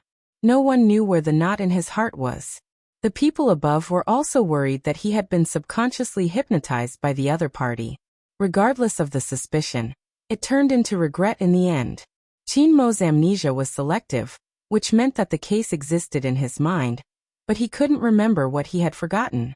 But now Director Huang wasn't the only one who found the case familiar. Chin Mo found it familiar too. When the sense of familiarity surged into his mind, a piercing pain shot through his brain. Chin Mo frowned instinctively, reaching out to press his temples. In that instant, his entire face turned pale. Fragmented images flashed across his mind, making it impossible for him to catch them. But one of the images turned into a dark river. He seemed to be trying to catch something, but he couldn't catch it no matter how hard he tried. At that moment, Chin Mo's eyes became a lot lighter. His pupils constricted, and cold sweat broke out on his forehead. Bojio was sitting beside him. When she called Chin Mo the first time, he didn't react at all. It was as though he had fallen into a nightmare from a long time ago. Brother Mo, Brother Mo. Bojio called him 5 times. That was when Chin Mo pulled himself back from the scene. Director Huang heard the commotion and asked anxiously, "Did something happen? Do you need me to go over?" "It's fine." Chin Mo finally returned to his normal state. Director Huang wasn't in the car, so he wasn't aware of what had happened. "You really scared me. I thought something happened." "Nothing." Chin Mo caressed the side of his face, his voice weaker. "Other than that, what other information do you have?" Director Huang looked at the sealed document in his hands. The hacking should have started in Asia before spreading to the other continents. The situation in the Japanese is serious and there is already a large number of suicides. They aren't able to control it completely. What you and young Master Fu did today has undoubtedly hindered the development of the organization in our country, disrupting their plan to use this incident to brainwash some people. Hence, the situation in our country isn't uncontrollable. But if we don't find the mastermind, the website won't be destroyed. Even if we destroy it today, there will be a new one tomorrow. The Japanese intend to provide technical support if we manage to capture the suspect in the video.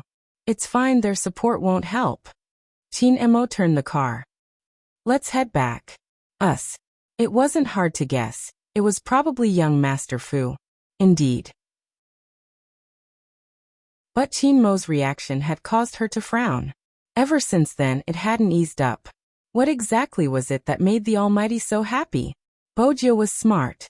Her intuition told her that the Almighty had lost his memory. But the Almighty's identity was too unique. Hoshino wasn't able to find anything.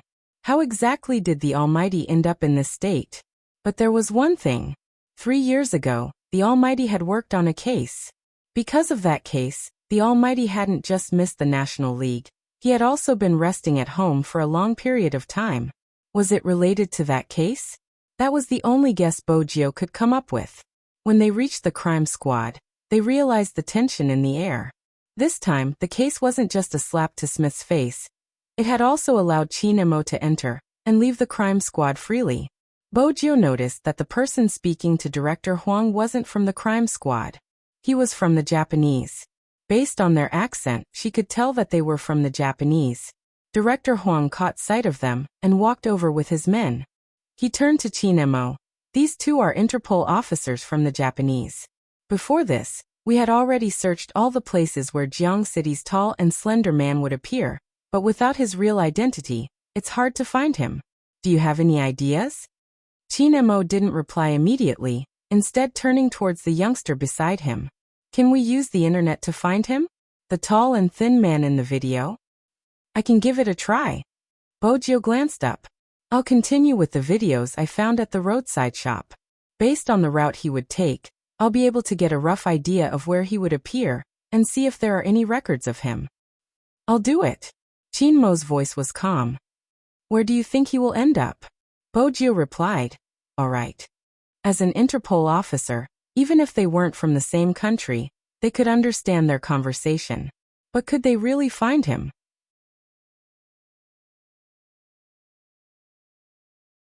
Chapter 946. Of course, this youngster could be a special talent. But when this special talent picked up the laptop, the two Interpol officers glanced at each other and shook their heads. They knew it was impossible to use the internet to find out his identity. If it was so easy, they wouldn't have come to China. Their country's hacking skills were the best in Asia. This youngster was just a Chinese. His computer skills were definitely not as good as theirs. In the words of the Chinese, this seemed like a child's play in front of an expert. However, the two Interpol officers from Japan didn't say anything. Firstly, it was because of their country's etiquette. Secondly, they were here to learn from this side's experience. They wanted to know how the other side had stopped the spread of the maiden's sacrifice. According to what they knew, there was a profiler who was good at deduction that changed the outcome. It could be said that these two Japanese only wanted to fight for Qin Mo. Hence, they didn't know that there was another person who had helped Qin Mo. To Bojio, being in the crime squad's IP made it easier for her to investigate. That was because the surveillance cameras of some departments could be checked by the public security system. As long as she added some hacking skills, she would be able to continue her investigation. But it would be a waste of time to have someone perform facial recognition one by one to confirm the pattern of the person's appearance. On the other hand, a skilled hacker would use a human face to form a photo and use the data to track that person. But just as Qin Mo had said, the profiler's judgment was needed. This meant that once the camera appeared, the person would probably appear at the next location. Based on the person's appearance at that time, they would be able to analyze his movements. Bojio's typing speed was fast. With her connection to the crime squad, she broke through the electronic systems along the streets. These systems didn't just include convenience stores, there were also ATMs and surveillance cameras installed in the parking lot. The return of the young lord of the hacker world meant that there would be people following her. Many people should be aware that a large-scale network attack couldn't be completed by just one hacker. It was just like a game, which required assistance. But the only thing that couldn't be missing was the leader. The leader, who was like an eagle, could not miss any information, could break through and discern all network defenses, and could even escape nimbly. She would catch her prey swiftly. This had always been Bojio's style. It was cold and sharp, but it didn't lose its mind. The naked eye couldn't see the wires on the network. When Bojio took off, he couldn't see the other symbols flying behind her. Perhaps their behavior was different, but their purpose was the same, and that was to assist their young master.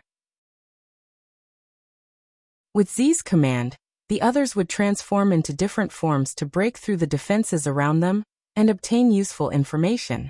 They were all gathered on Bojio, who was at the front. Hand speed was not the ultimate test of a hacker. Instead, it was how to use the code to fly faster and higher and finally lock onto the prey. Even the people behind him were blocked by layers of firewalls after collecting the information. They needed time to solve the problem.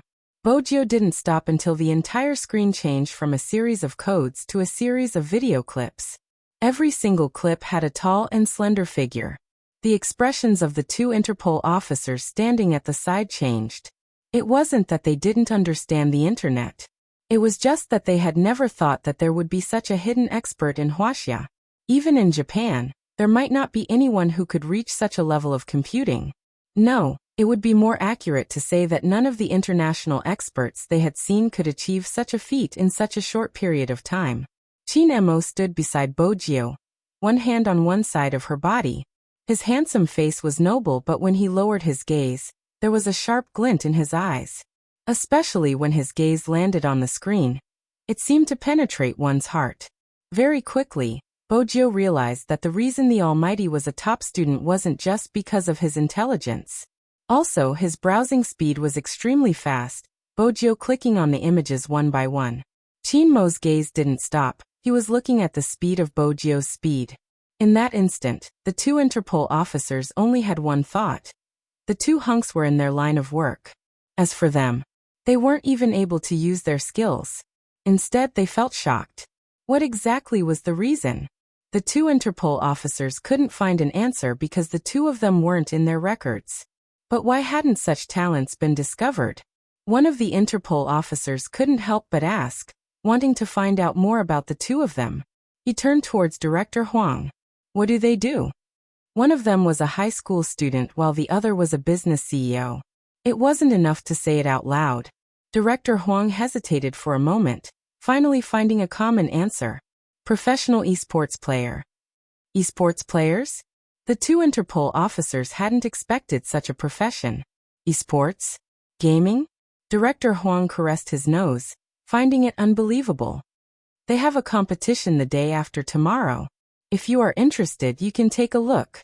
The Interpol officers glanced at each other. Let's catch them first. The most important thing now was to stop the maiden's sacrifice. It had to be said that Qin Mo and Bojio's teamwork was indeed pleasing to the eye. The two of them were already very handsome, and with their movements, they exuded a kind of aura that seemed to be innate. One of them was devilish while the other was abstinent. Their aura seemed to complement each other. Stop. When Qin Mo said this word, Mo Rua's eyes widened. The youngster raised his right hand swiftly. His coordination was very high.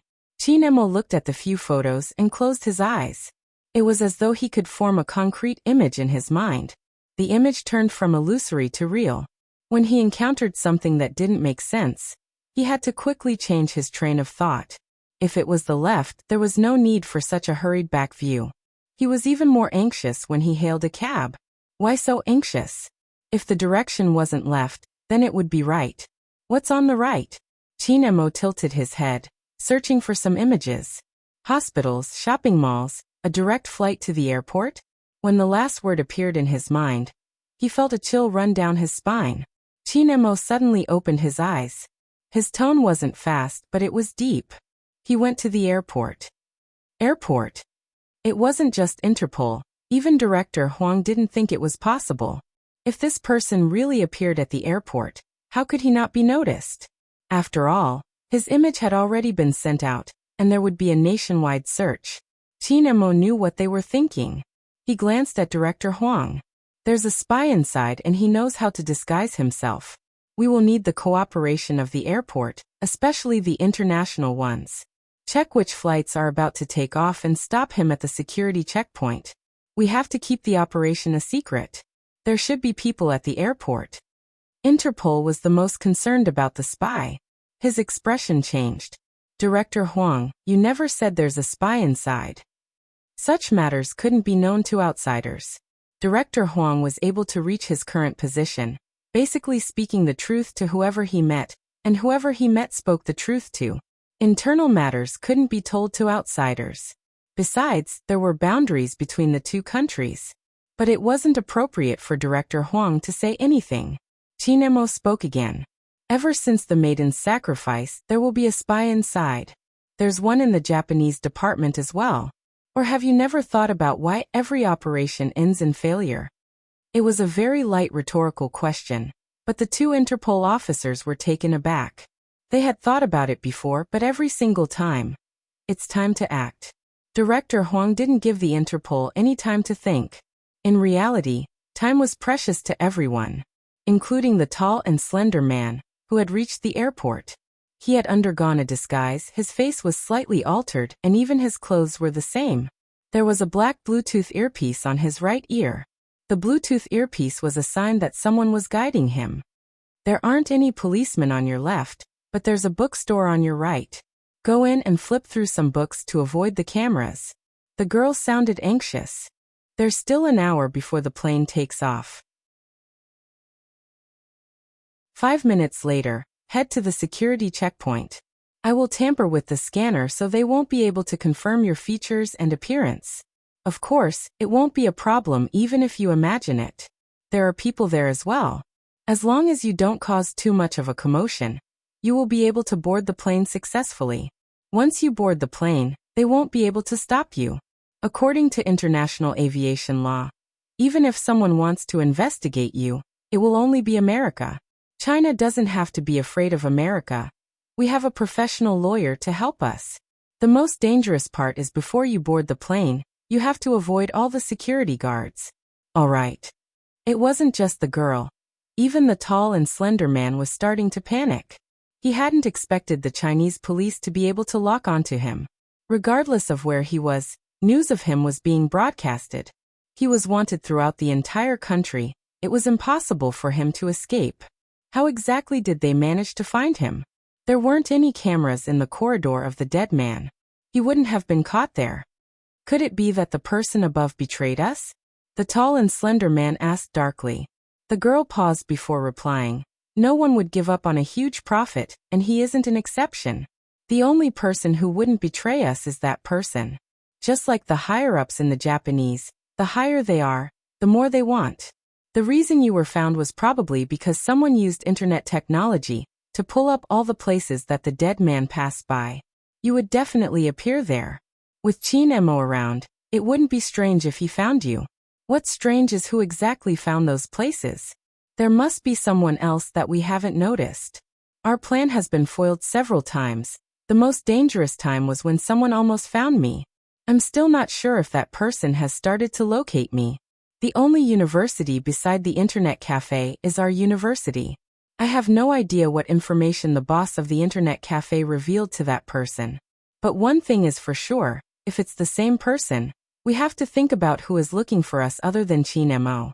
After you go to America, take a flight back to the Golden Triangle. Get someone to help me check if there's anyone whose hacking skills are on par with mine. All right, the tall and slender man replied. Everything will have to wait until I leave. The girl was still listening to the tall and slender man's words when she saw a huge wave of police officers heading towards his direction. His voice grew anxious. There's someone in front of you, turn right. Do you see the security checkpoint? Don't look back, and don't show any strange expressions. Find a way to chat with the people around you, and make them think that you are traveling abroad with a companion. There should be a tour group where you are queuing up, and the clothes you are wearing are from their tour group.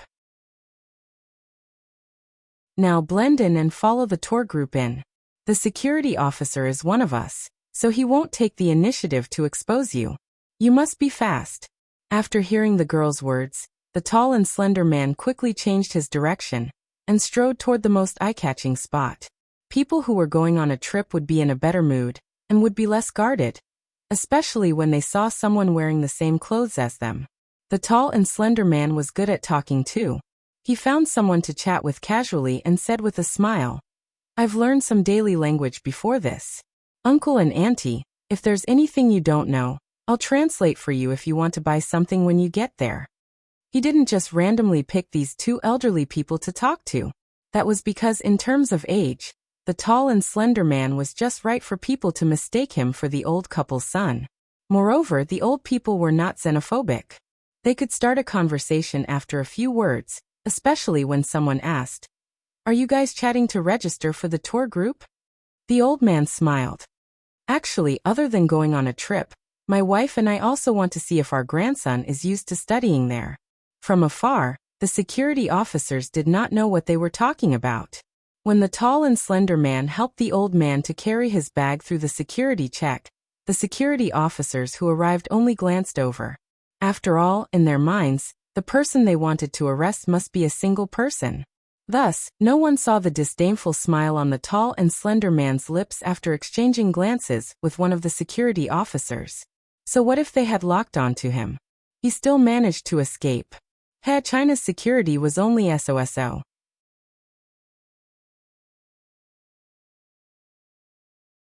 Chapter 947. What's more, the boarding of the international flights had already begun. The police officers were still checking in at the security checkpoint. After all, there would be facial scans at the security checkpoint. If he was a criminal, he would definitely be identified. It would be fine if he was facing a normal criminal. After all, his ID and face wouldn't change. But they didn't know that the person they were facing was an international criminal. The tall and slender man had at least 5 IDs and corresponding IDs. He knew how to disguise himself. Moreover, the police officers wouldn't expect him to be hiding in the tour group. Therefore, even if there were people going back and forth looking for him, no one would really notice him. Why are there so many special police officers all of a sudden? Is there something wrong? There shouldn't be so many special police officers usually, right? I'm not sure, but he's so handsome. The appearance of the large number of special police officers caused the people in the airport to start discussing. Gradually, the people also realized that the security today seemed to be especially strict. There were also special police officers patrolling near the boarding gates. At the same time, there were 3 planes flying abroad, and the distance between each boarding gate was very far. It was also a problem to decide which one to control. Moreover, international flights were different from domestic flights. Sometimes, even the control had to do diplomatic work in advance. Before getting the documents, no one had any right to stop anyone from entering the plane. At most, they could find an excuse to delay the flight, but they couldn't cancel the flight. Obviously, the police officers were still worried. In the end, 2 people went to each boarding gate. They still didn't see the target. The tall and slender man held the registration card and followed behind the 2 old men. They talked and laughed as they walked into the boarding gate. The special police officer reached out and stopped him. He glanced at his ID and face, then looked at the old man behind him. At that moment, the tall and slender man's palms were sweating, but he believed that God still cared for him. The special police officer didn't stare at him for long. He quickly gave him a hand gesture. The tall and slender man smiled and said, "Thank you." With a smile on his face, he walked into the boarding gate. Then, he went through the built passage and walked directly in the direction of the plane.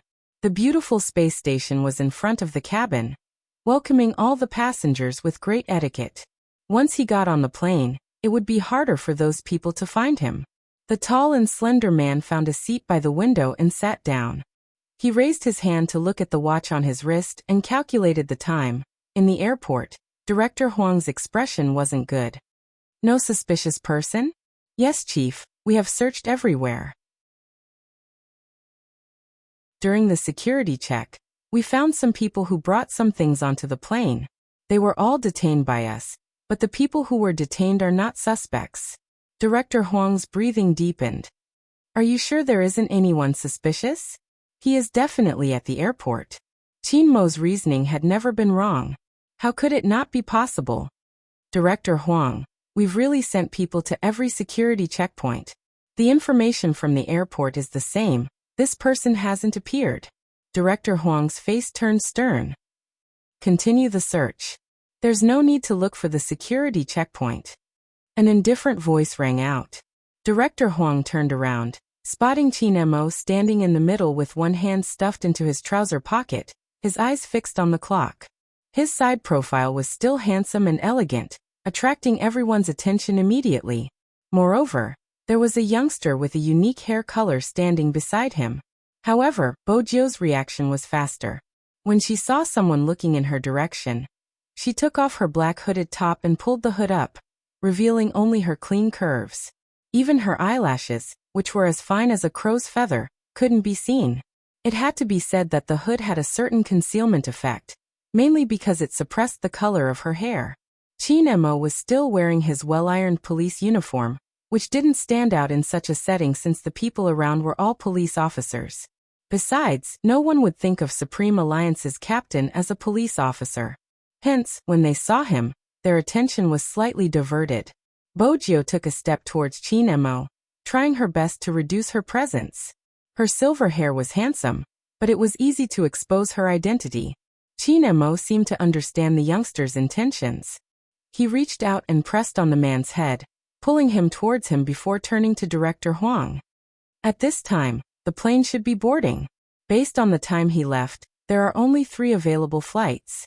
He should have passed the security checkpoint by now. That isn't possible. If he had passed the security checkpoint, we would definitely be able to tell. Be it the airport staff or our colleagues, they didn't find anyone similar to him. The 2 Interpol officers were anxious. With his words, they wanted to take action because deep down, they agreed with Qin Mo's point of view. According to the standards of an international criminal, There was a possibility of a certain level of disguise. Someone who was able to create a case like the maiden's sacrifice definitely wasn't simple.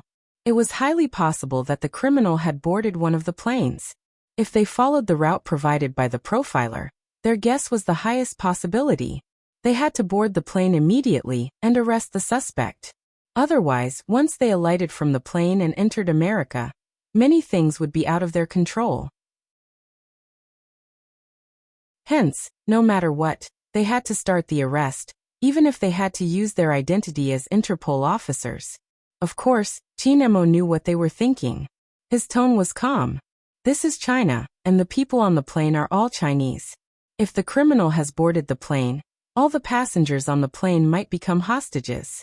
According to international practice, you have the right to ask for our cooperation, but we, China, still have the initiative.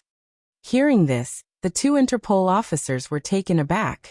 They hadn't expected that before they could open their mouths, their words would be stuffed back into their throats. The reason that was at the tip of their tongues was forcefully swallowed back into their throats. Chinemo was indeed referring to international rules. How did he know about international rules? Director Huang listened by the side. You mean the criminal is already on the plane? Based on his understanding of the aloof youngster, he wouldn't have said that if it wasn't the case. Chinemo glanced at the time, his voice still calm. There is a 90% chance he is on the plane. Go ask which plane is preparing to depart. With that, Chinemo turned his head and looked at the youngster beside him. The youngster's hands were stuffed into her long jacket, the hooded top covering most of her face. It wasn't clear what she was looking at. She was staring at a spot like a curious little kid. In that instant, Chinemo seemed to have recalled something. It was a blurry feeling. The miniature version of a certain someone seemed to have been like this before, staring at a spot with her eyes wide open, her little face smeared with paint. It was very, very familiar. Here it comes again. Chinemo furrowed his brows as though he was coming back to reality. He paused for a moment before walking towards the youngster. What are you looking at? Bojio lifted her chin, gesturing for Chinemo to look at the group of people going through the security check. The distinguishing feature of the group was that everyone was wearing the same t-shirt. Some of them were wearing a hat, while others were not. I think we can start with these people. If they want to avoid being tracked and board the plane safely, they either have to disguise themselves as staff or a member of the group. I'm more inclined to the latter. If it's the former, it's impossible for that person to disguise himself as a stewardess. Someone as handsome as Brother Emo and I would be more likely. She didn't forget to praise herself for her analysis. Only a certain someone would do such a thing. But Chinemo lifted his lips, his left hand pressing down on the youngster's head. I agree with you. With that, he turned towards the Special Forces officer beside him. According to your records, which of the 3 planes has a tour group? Reporting young Master Chin, there are 2. Both of them are from American Airlines. Which of the 2 planes takes off first? Director Huang, go and negotiate with them. Try to get half an hour to an hour's time. Chinemo said this because he knew the other party had agreed to the same amount as well. Director Huang wasn't confident. This isn't a domestic airline. It's an international route, and isn't a local airline. Even the airline is from America. I'm afraid they wouldn't be willing to give up so much time. Chinemo asked for the name of the Special Forces airline before he dialed a number from his contact list. It was an international call. Very quickly, a deep voice came from the other end. It was spoken in authentic English. Chin, what is it? Is there a business collaboration?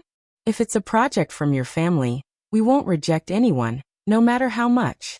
William, I'm not looking for you to discuss a project. One of your company's planes has met with some problems in our country.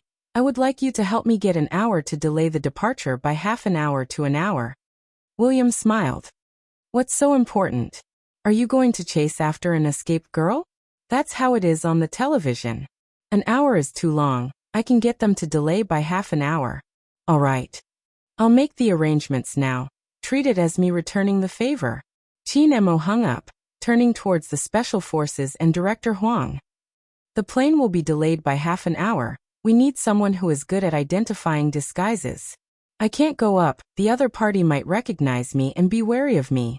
Is there anyone who is good at that?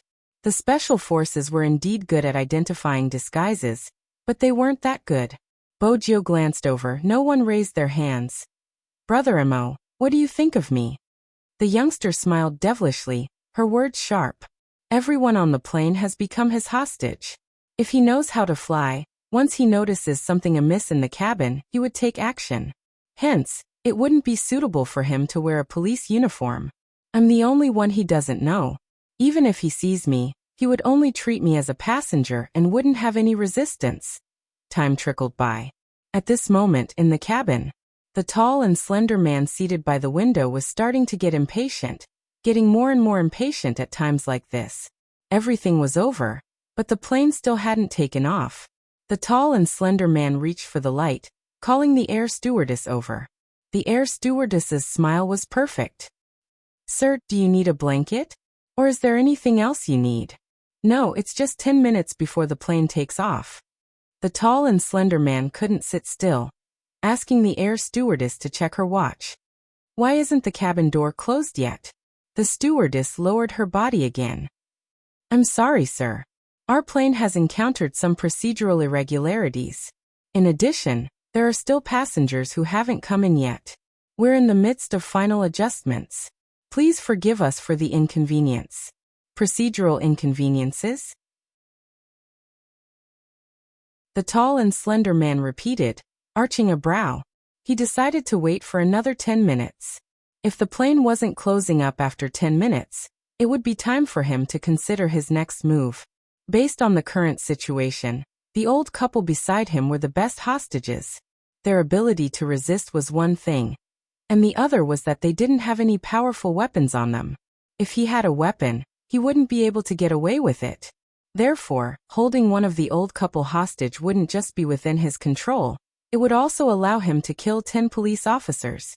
However, he still had to wait and see. After all, if he held a hostage here, it would mean that his situation wouldn't be as perfect as it seemed. He still had to cooperate with the Chinese police. He was probably overthinking. The other party couldn't possibly know that he had already boarded the plane. They must still be checking him at the security checkpoint and boarding gate. The tall and slender man thought, and looked towards the cabin door. Indeed, there were still people who hadn't boarded. What the air stewardess had said was probably true. The delay was probably due to the system adjustment. There was no problem in the cabin. He could wait a little longer. If the special forces were to enter, he wouldn't wait for them to recognize him. Once he saw them, he would take action immediately. The 10 minutes passed extremely slowly for the tall and slender man. When the 8 minutes were up, he looked at his watch again. It wasn't just him. The others were also asking the air stewardess for the reason. However, the air stewardess gave the same explanation. No one noticed that at this moment, a youngster appeared at the cabin door. The youngster lowered his eyes and only his chin could be seen. His face was covered, but from this angle he gave off an unruly vibe. The hood covered the youngster's hair color, making him look mysterious. When the air stewardess said welcome aboard, she was slightly stunned, thinking that the youngster was a celebrity.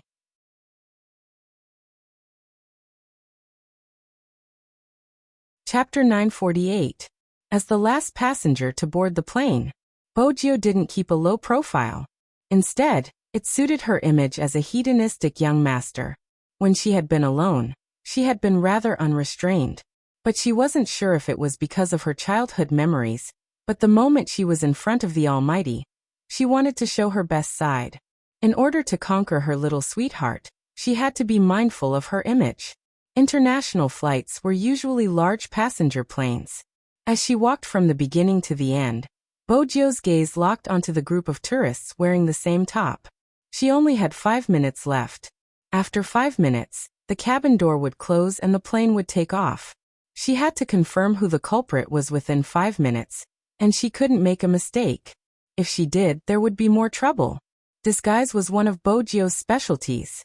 She held a small leather suitcase in one hand and a boarding pass in the other. In fact, it was just a piece of blank paper that was cut out at the last minute. But it was this piece of paper that she looked at as if she was looking for her seat. Because of this, her gaze could naturally fall on every seat, and she wouldn't be suspected. The youngster walked from the front of the plane to the back of the airport casually. But in reality, she was continuously collecting and analyzing information. Her brain worked quickly. It was obvious that the age group of the tourists was on the older side. And the person they were looking for was between 23 to 27 years old. Of course, she didn't rule out the possibility of him disguising himself as an old or middle-aged man. Age could be changed through appearance, but the information revealed by the skin on the fingers and neck wouldn't change. And that person's figure. When people reached old age, they would naturally shorten their bodies. If they were tall, they would have a tendency to stoop. The elderly in this group didn't meet the standard height. That left the middle-aged man. Boju narrowed her eyes. Under normal circumstances, if it were her, she would also dress up as a middle-aged man. She could disguise herself as an old man for a short period of time, but the flight would take a long time. It would be easy to be noticed. It wasn't easy to alight from the plane, and they had to enter the country from America. Hence, the target was shortened to 5, regardless of gender. But the culprit was a man. She couldn't rule out the possibility of him being a woman. First, she had to see if the middle-aged woman was really a woman. Many people looked at the Adam's apple when judging a man or woman. Because sometimes, some men's Adam's apple wasn't obvious. The woman also had a bulge on her neck, but it wasn't an Adam's apple.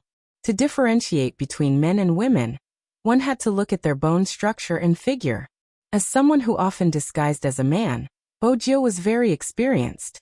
Hence, she never wore short sleeves. This was the only way she could fool the Almighty. Fortunately, the two at the airport were both wearing skirts. From the joints of the arms and some of the forms, the waist and legs collapsed. Women of this age had all given birth before, so one could definitely tell the difference in their pelvis. When Bojo glanced over, she thought that everything was normal. There were only 3 of them left. What made her uncertain were the 2 middle-aged men sitting beside the 2 old men. Whether it was the state of the skin or the body shape, it was impossible to tell who the problem was. This was beyond her ability to discern.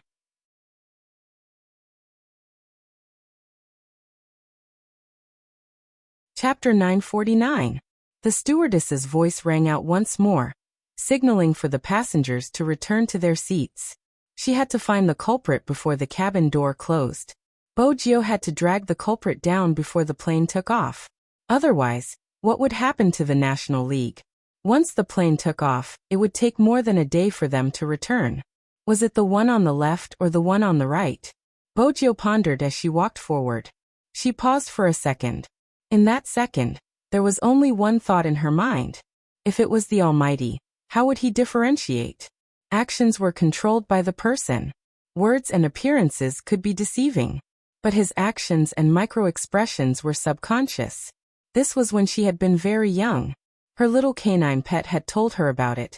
At that time, she had been obsessed with dismantling keyboards and climbing walls. He had been the only one who had been leaning against the headboard like a little prince, dressed in pure white pajamas, reading a book that she couldn't understand. It had been like a bedtime story, reading to her. From time to time he would pull himself away from the book, glancing at her sleepy eyes. Stupid. He wouldn't forget to pat her when he said those words. When she had been young, he had taught her half of the things she knew. Sometimes humans were mysterious. The influence between them seemed to have been predestined from the start. Hence, when Bojo walked forward again, her dark gaze landed on their expressions and actions. Both of them were anxious. After all, everyone wanted to know when the plane would take off.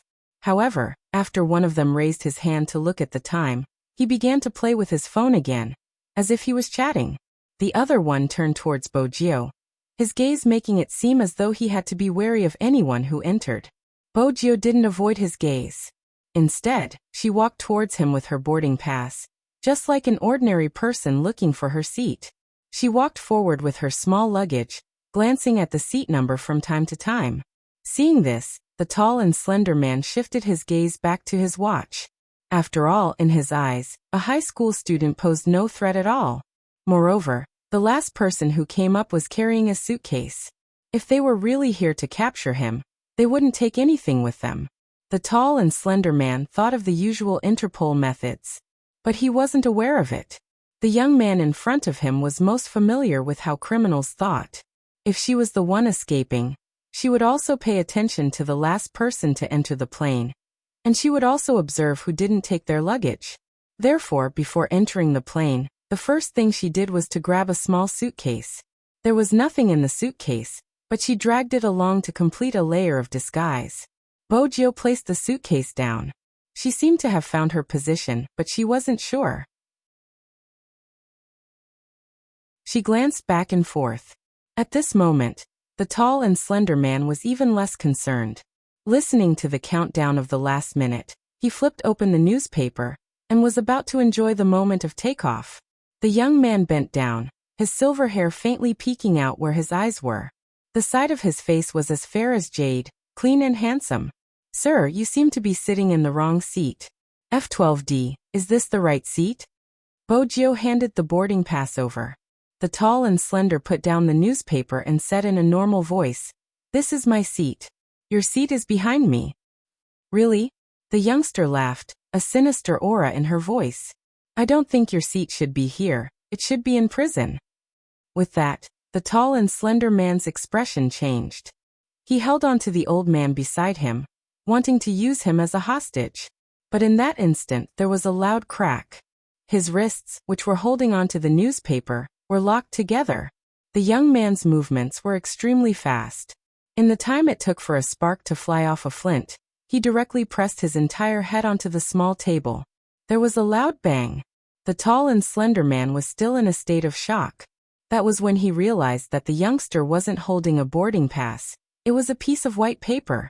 The old man beside him was the first to react, exclaiming in shock. The air stewardesses were even more eager to rush over to them. But before they could move, a tall and slender figure appeared in front of the cabin door. A tall and slender figure appeared in front of the cabin door. It was Chin Mo. He had been in the tunnel all along, waiting for this sound. No matter who went in, he could remain calm and unhurried.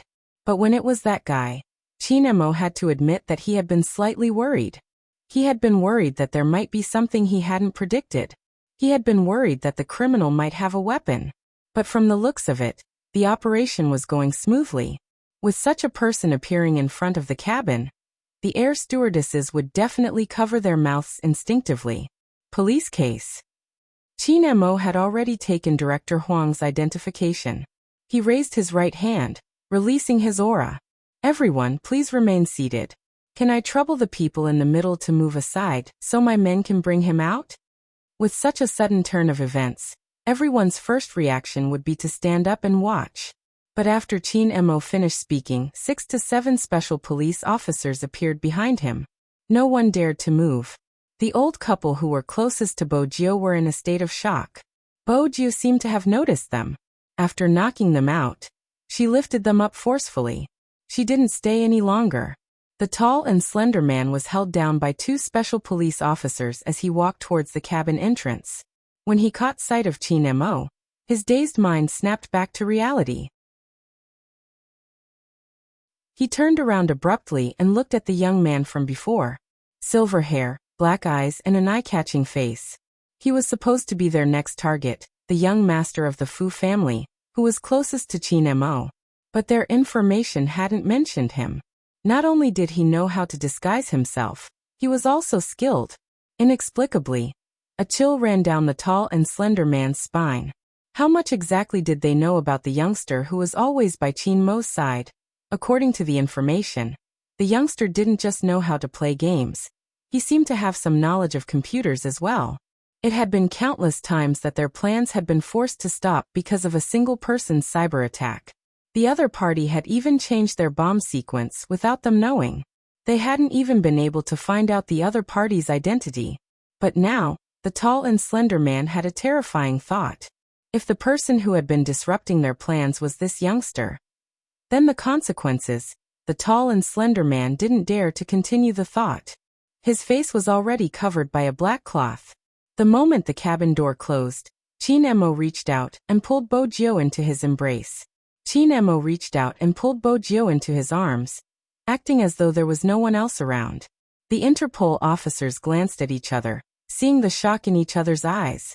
They hadn't expected them to have such a relationship other than being battle partners. The two Interpol officers were desperate for information. Once they caught the tall and slender man, they would join the interrogation. Chin Emo didn't follow them because he knew they wouldn't speak so easily. Before leaving the airport, Chin Emo instructed Director Huang. Check the accounts under his various identities. Who are their financial transactions with? Who are the most frequent financial transactions? Director Huang was smart. You're saying that the one he has the most frequent contact with is his superior? No. Chin Emo glanced at Director Huang, his voice calm. Under normal circumstances, there wouldn't be any financial dealings within an organization. The ones that do are their partners, for example, the traitor in the crime squad. The moment the word traitor was mentioned, Director Huang's expression turned solemn. I understand. Bojio sat at the front passenger seat, watching as Director Huang's figure grew smaller. She turned over. Little Huang really knows? If there really are financial dealings, it must be a huge sum. He would be able to know every single operation, and every single one of them is a crucial one. Otherwise, the news wouldn't have been leaked so quickly. This person could even make use of the new criminal psychologist to take away your authority. His position shouldn't be low. Indeed, it isn't low. At the very least, it would be someone of the same rank or above. Chin Emo made use of the red light to light a cigarette. He held it with one hand, his features sharp. He knows that it's just a few people. He knows about the politics of the government. Leaking information isn't something a single person can do. If the investigation starts, all the related personnel will be held accountable. Chin Emo took advantage of the time to wait for the traffic light to turn red. Behind every major case, there would be corruption. That was the reality in every country. As a hacker, Bojio knew it better than anyone else. But I didn't know high schoolers these days would know so much. The Almighty's casual comment made Bojio's heart flutter. She broke into a smile. There are so many movies and dramas, it's easy to understand. Corruption starts from the beginning, that's why there's an oversight. You know me, I love police dramas. Is that so? Chin Emo glanced at the youngster. I remember your bookshelf only has novels like Overbearing CEO Falls in Love with Me. There aren't any police dramas. Of course, she wouldn't read police dramas since the robbers would always be caught. Bojio didn't want to be caught. Just as she was thinking about how to reply without being discovered, a voice suddenly rang beside her ear. It seems like the things placed in the Fu family's house aren't what you like, it's what you liked in the past. Chin Mo's voice was calm. Sometimes, I really wonder if you're that young Master Fu. In that instant, the air in the car seemed to have frozen. The two men's eyes met. One was extremely deep. The other was so dark that it was translucent. Neither of them shifted their gazes away. Bojio's heart seemed to be nailed to the ground, beating slowly. Until the phone rang, Bojio broke into a faint smile. If I'm not me, who else can I be? Let's pick up the call. With that, Bojio tilted her head, placing the phone beside her ear. Regardless of who was calling, Bojio was grateful. The moment the call went through, a voice came through. Little Spade, where are you? I'm at your door, hurry over.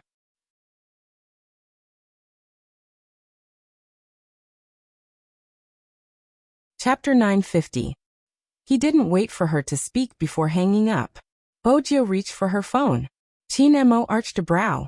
Lin Feng. MH. Chin Emo chuckled, but there wasn't much warmth in his eyes.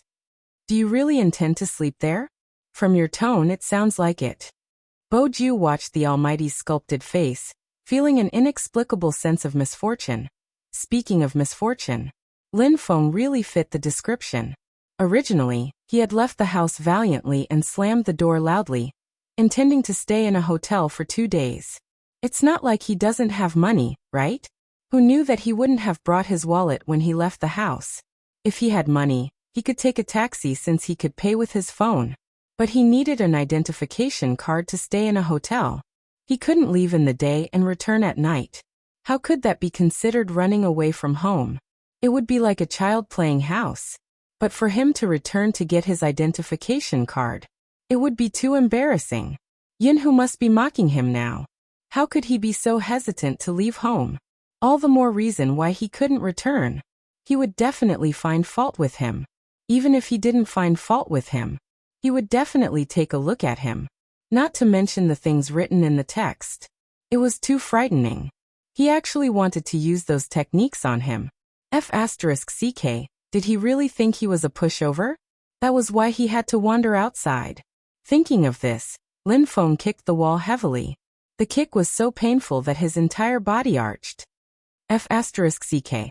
This was the scene that Qin Mo and Bojio saw when they drove back. Honestly, only a naive person would kick a wall when they couldn't get over it. Lin Feng's existence was the perfect definition of that word. Bojio rolled down the car window. She leaned against the window and whistled. After hearing the whistle, Lin Feng's first reaction was to look behind him. He saw the silver-haired youngster sitting in the car, looking at him with a leisurely smile on his lips. This posture is really handsome. That's right. Lin Feng was about to say more when he realized that the car in front of him was familiar. When he took a closer look, he saw a noble and aloof face. All of a sudden, Lin Feng swallowed the words he wanted to say.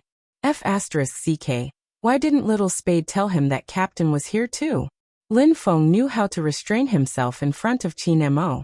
For example, he didn't place his arm around Little Spade's body like he usually did. Instead, when they reached the living room, he started to complain.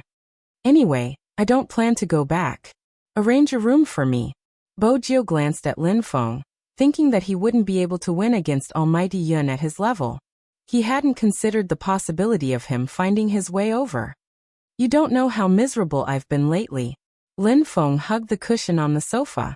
He glanced up at the ceiling before turning to Bojio. I'm a grown man and I still have to guard against my brother taking advantage of me. In the past, we could still talk about the weather and girls. When the room gets hot, we could remove our shirts whenever we wanted. We could play games or watch porn together. Now I have to wrap myself up tightly at home. Let's not talk about putting our arms around each other's shoulders. If we were to get any closer, I would lose my integrity.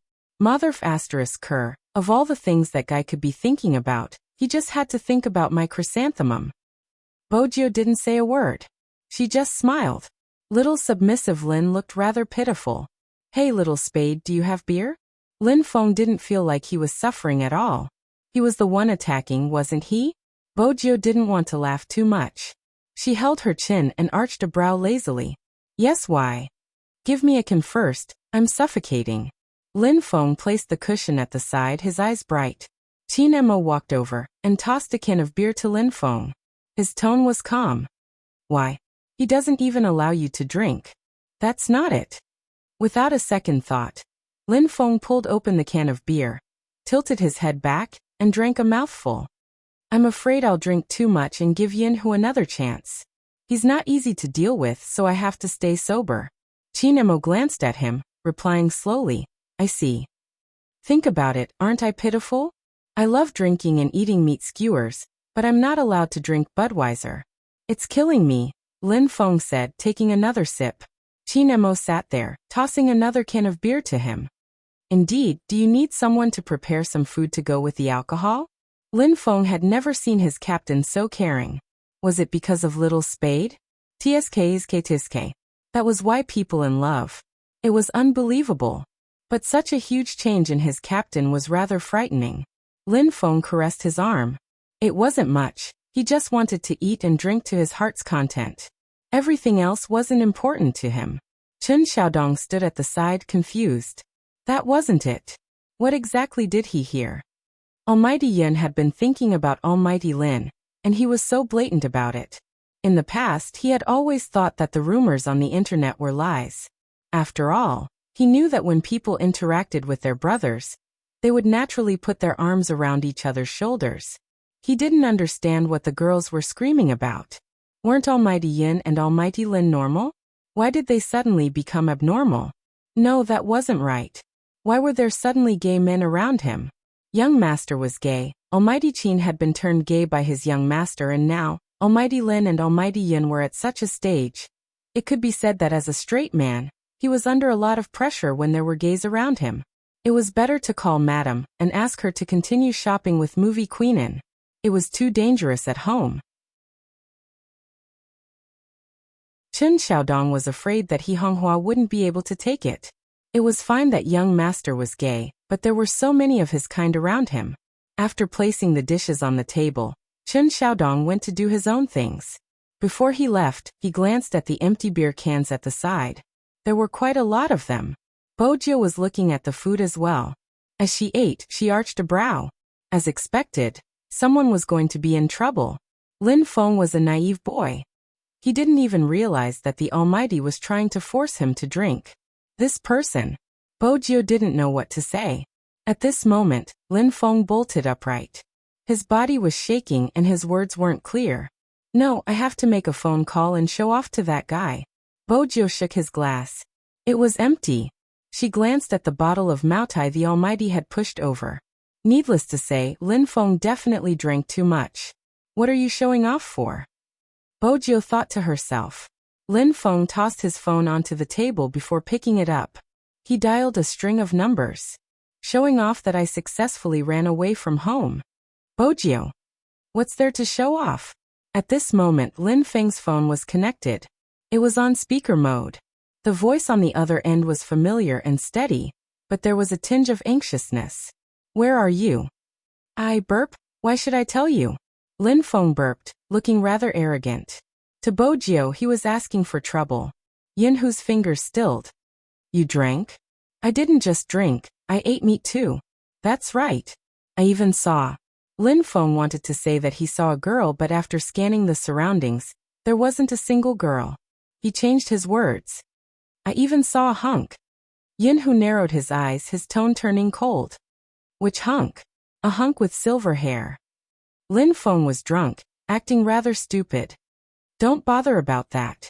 I'm just telling you. I won't be going back today. You can play with yourself. Yinhu arched a brow. A hunk with silver hair? Why? Lin Feng lifted his chin proudly. Can't I have silver hair? I'm more handsome than you anyway. Yinhu's voice was unhurried, as though he had changed into another person. There was even a hint of a smile in his voice. Why not? Have fun. Then Yinhu ended the call. Lin Feng, who was hung up on, was a little confused. She turned towards Bojio. What does he mean by that? Does he not believe that I'm with a hunk? Bojio held her forehead. He didn't want to talk nonsense with you anymore, and was coming to fetch you. Who else do you know besides me? The silver-haired hunk. Bojio wouldn't say that out loud. Lin Feng, the naive fool, had no chance of being saved. At this stage, Qin Mo shook the wine glass in his hand. Even Qin Mo shook the wine glass in his hand, his voice indifferent. It seems like I saved a phone call. That was right. The Almighty had wanted to get Lin Feng drunk because he had a plan. But who would have expected Lin Feng to be so careless? What was this? Did he pack himself up and send it to someone else's mouth to eat? Student Lin Feng, who was drunk, didn't realize this problem and insisted on having a heart-to-heart talk with Bojio. Tell me, isn't he too much? I still don't have a proper girlfriend, and every girl that tries to get close to me is because of him. I don't trust women anymore, F***CK. You want a girlfriend?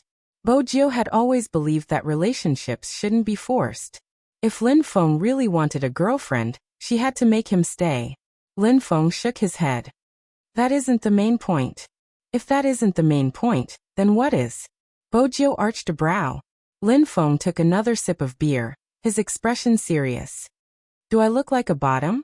Aren't those texts supposed to put me on the top? So you're conflicted about the top? Bojio's lips twitched. Lin Feng waved his hands. That's not it. I can't explain it clearly. I just don't like being controlled. I don't care when he goes out to eat with other girls. Bojio. Was this the time to complain? Senior Lin, you're getting more and more gay. Where's the beer? Lin Feng's beautiful eyes narrowed. Give me another bottle. I have to get drunk with Little Spade today. Little Spade, you can tell me what you are unhappy with, Captain. Don't worry. I will never tell Captain. It will be a secret between us forever. Lin Feng's beautiful eyes narrowed. Fine. He was so drunk that he didn't even know the Almighty was there. Bojio was really worried about a certain someone tonight. To be honest, I really didn't think that Captain would actually be pursued by you. I always thought that the girl he kissed at the ball was his true love. Lin Feng shook his head. Captain is too fickle. When Qin Emo heard this, he raised his eyebrows slowly and smiled. There was an obvious coldness at the corners of his lips. If you get caught by Yin Hu tonight, will you die a horrible death? How is that possible? Lin Feng stuttered. That guy must have never expected me to be here. He must be thinking I'm having a date at some hotel.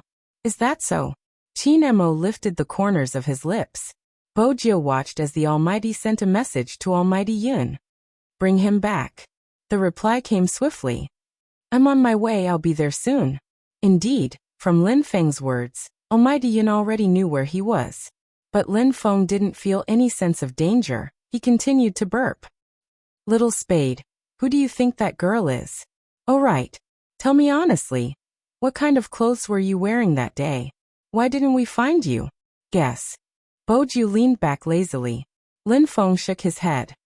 It must have been ugly, I know how it feels. Dressing up as a girl is going to kill straight guys like us. Burp, that's not right, you aren't straight, you are gay. Wait a minute, stop swaying, let me see for myself. Why does it look so familiar? I remember now, that girl had the same eyes that day. Bojio frowned, wondering if she had been recognized. She didn't want to be recognized. Her head hurt. Even Qin Emo turned to look at Lin Feng when he heard this. It was obvious that Lin Feng was still deep in thought, but only he knew what he was thinking. Bojio was about to speak. Lin Feng slapped his forehead. Little Spade, don't tell me you have a younger sister that you haven't introduced to us. Bojio. What a naive mind. Always so curious. Your younger sister is really pretty. Lin Feng was lost in his own imagination. Did Captain agree because you look similar to your younger sister? Sigh. It's another story about a substitute. Little Spade, you're really pitiful. Bojio was speechless. Why would a straight guy like you want to read a substitute story? Who said a straight guy can't read a substitute story? Lin Feng shouted again. I like it. When Qin Emo heard this, he lost his patience. He sent a few more words. Where are you? Very quickly, 2 words appeared on the screen. Entrance. After Qin Emo finished reading, he stood up without a change in expression. Lin Feng hooked his arm around Bojio's shoulders, speaking the truth between brothers. Brother, let me tell you, there aren't any good men. If Captain treats you as a substitute, you have to kick him out. I will fight with you and kick Huzi out. I think you should turn to take a look before you say that. Bojio held her chin, reminding him calmly. You're tuning in to the Li Mei's Sword of Destiny YouTube channel. We're so grateful for your support, and don't forget to subscribe to join us on this incredible journey through captivating stories. Your generosity through donations truly makes a world of difference, as it's the primary source of revenue that allows me to expand and enhance this channel for you. Thank you from the bottom of my heart for being a part of this adventure.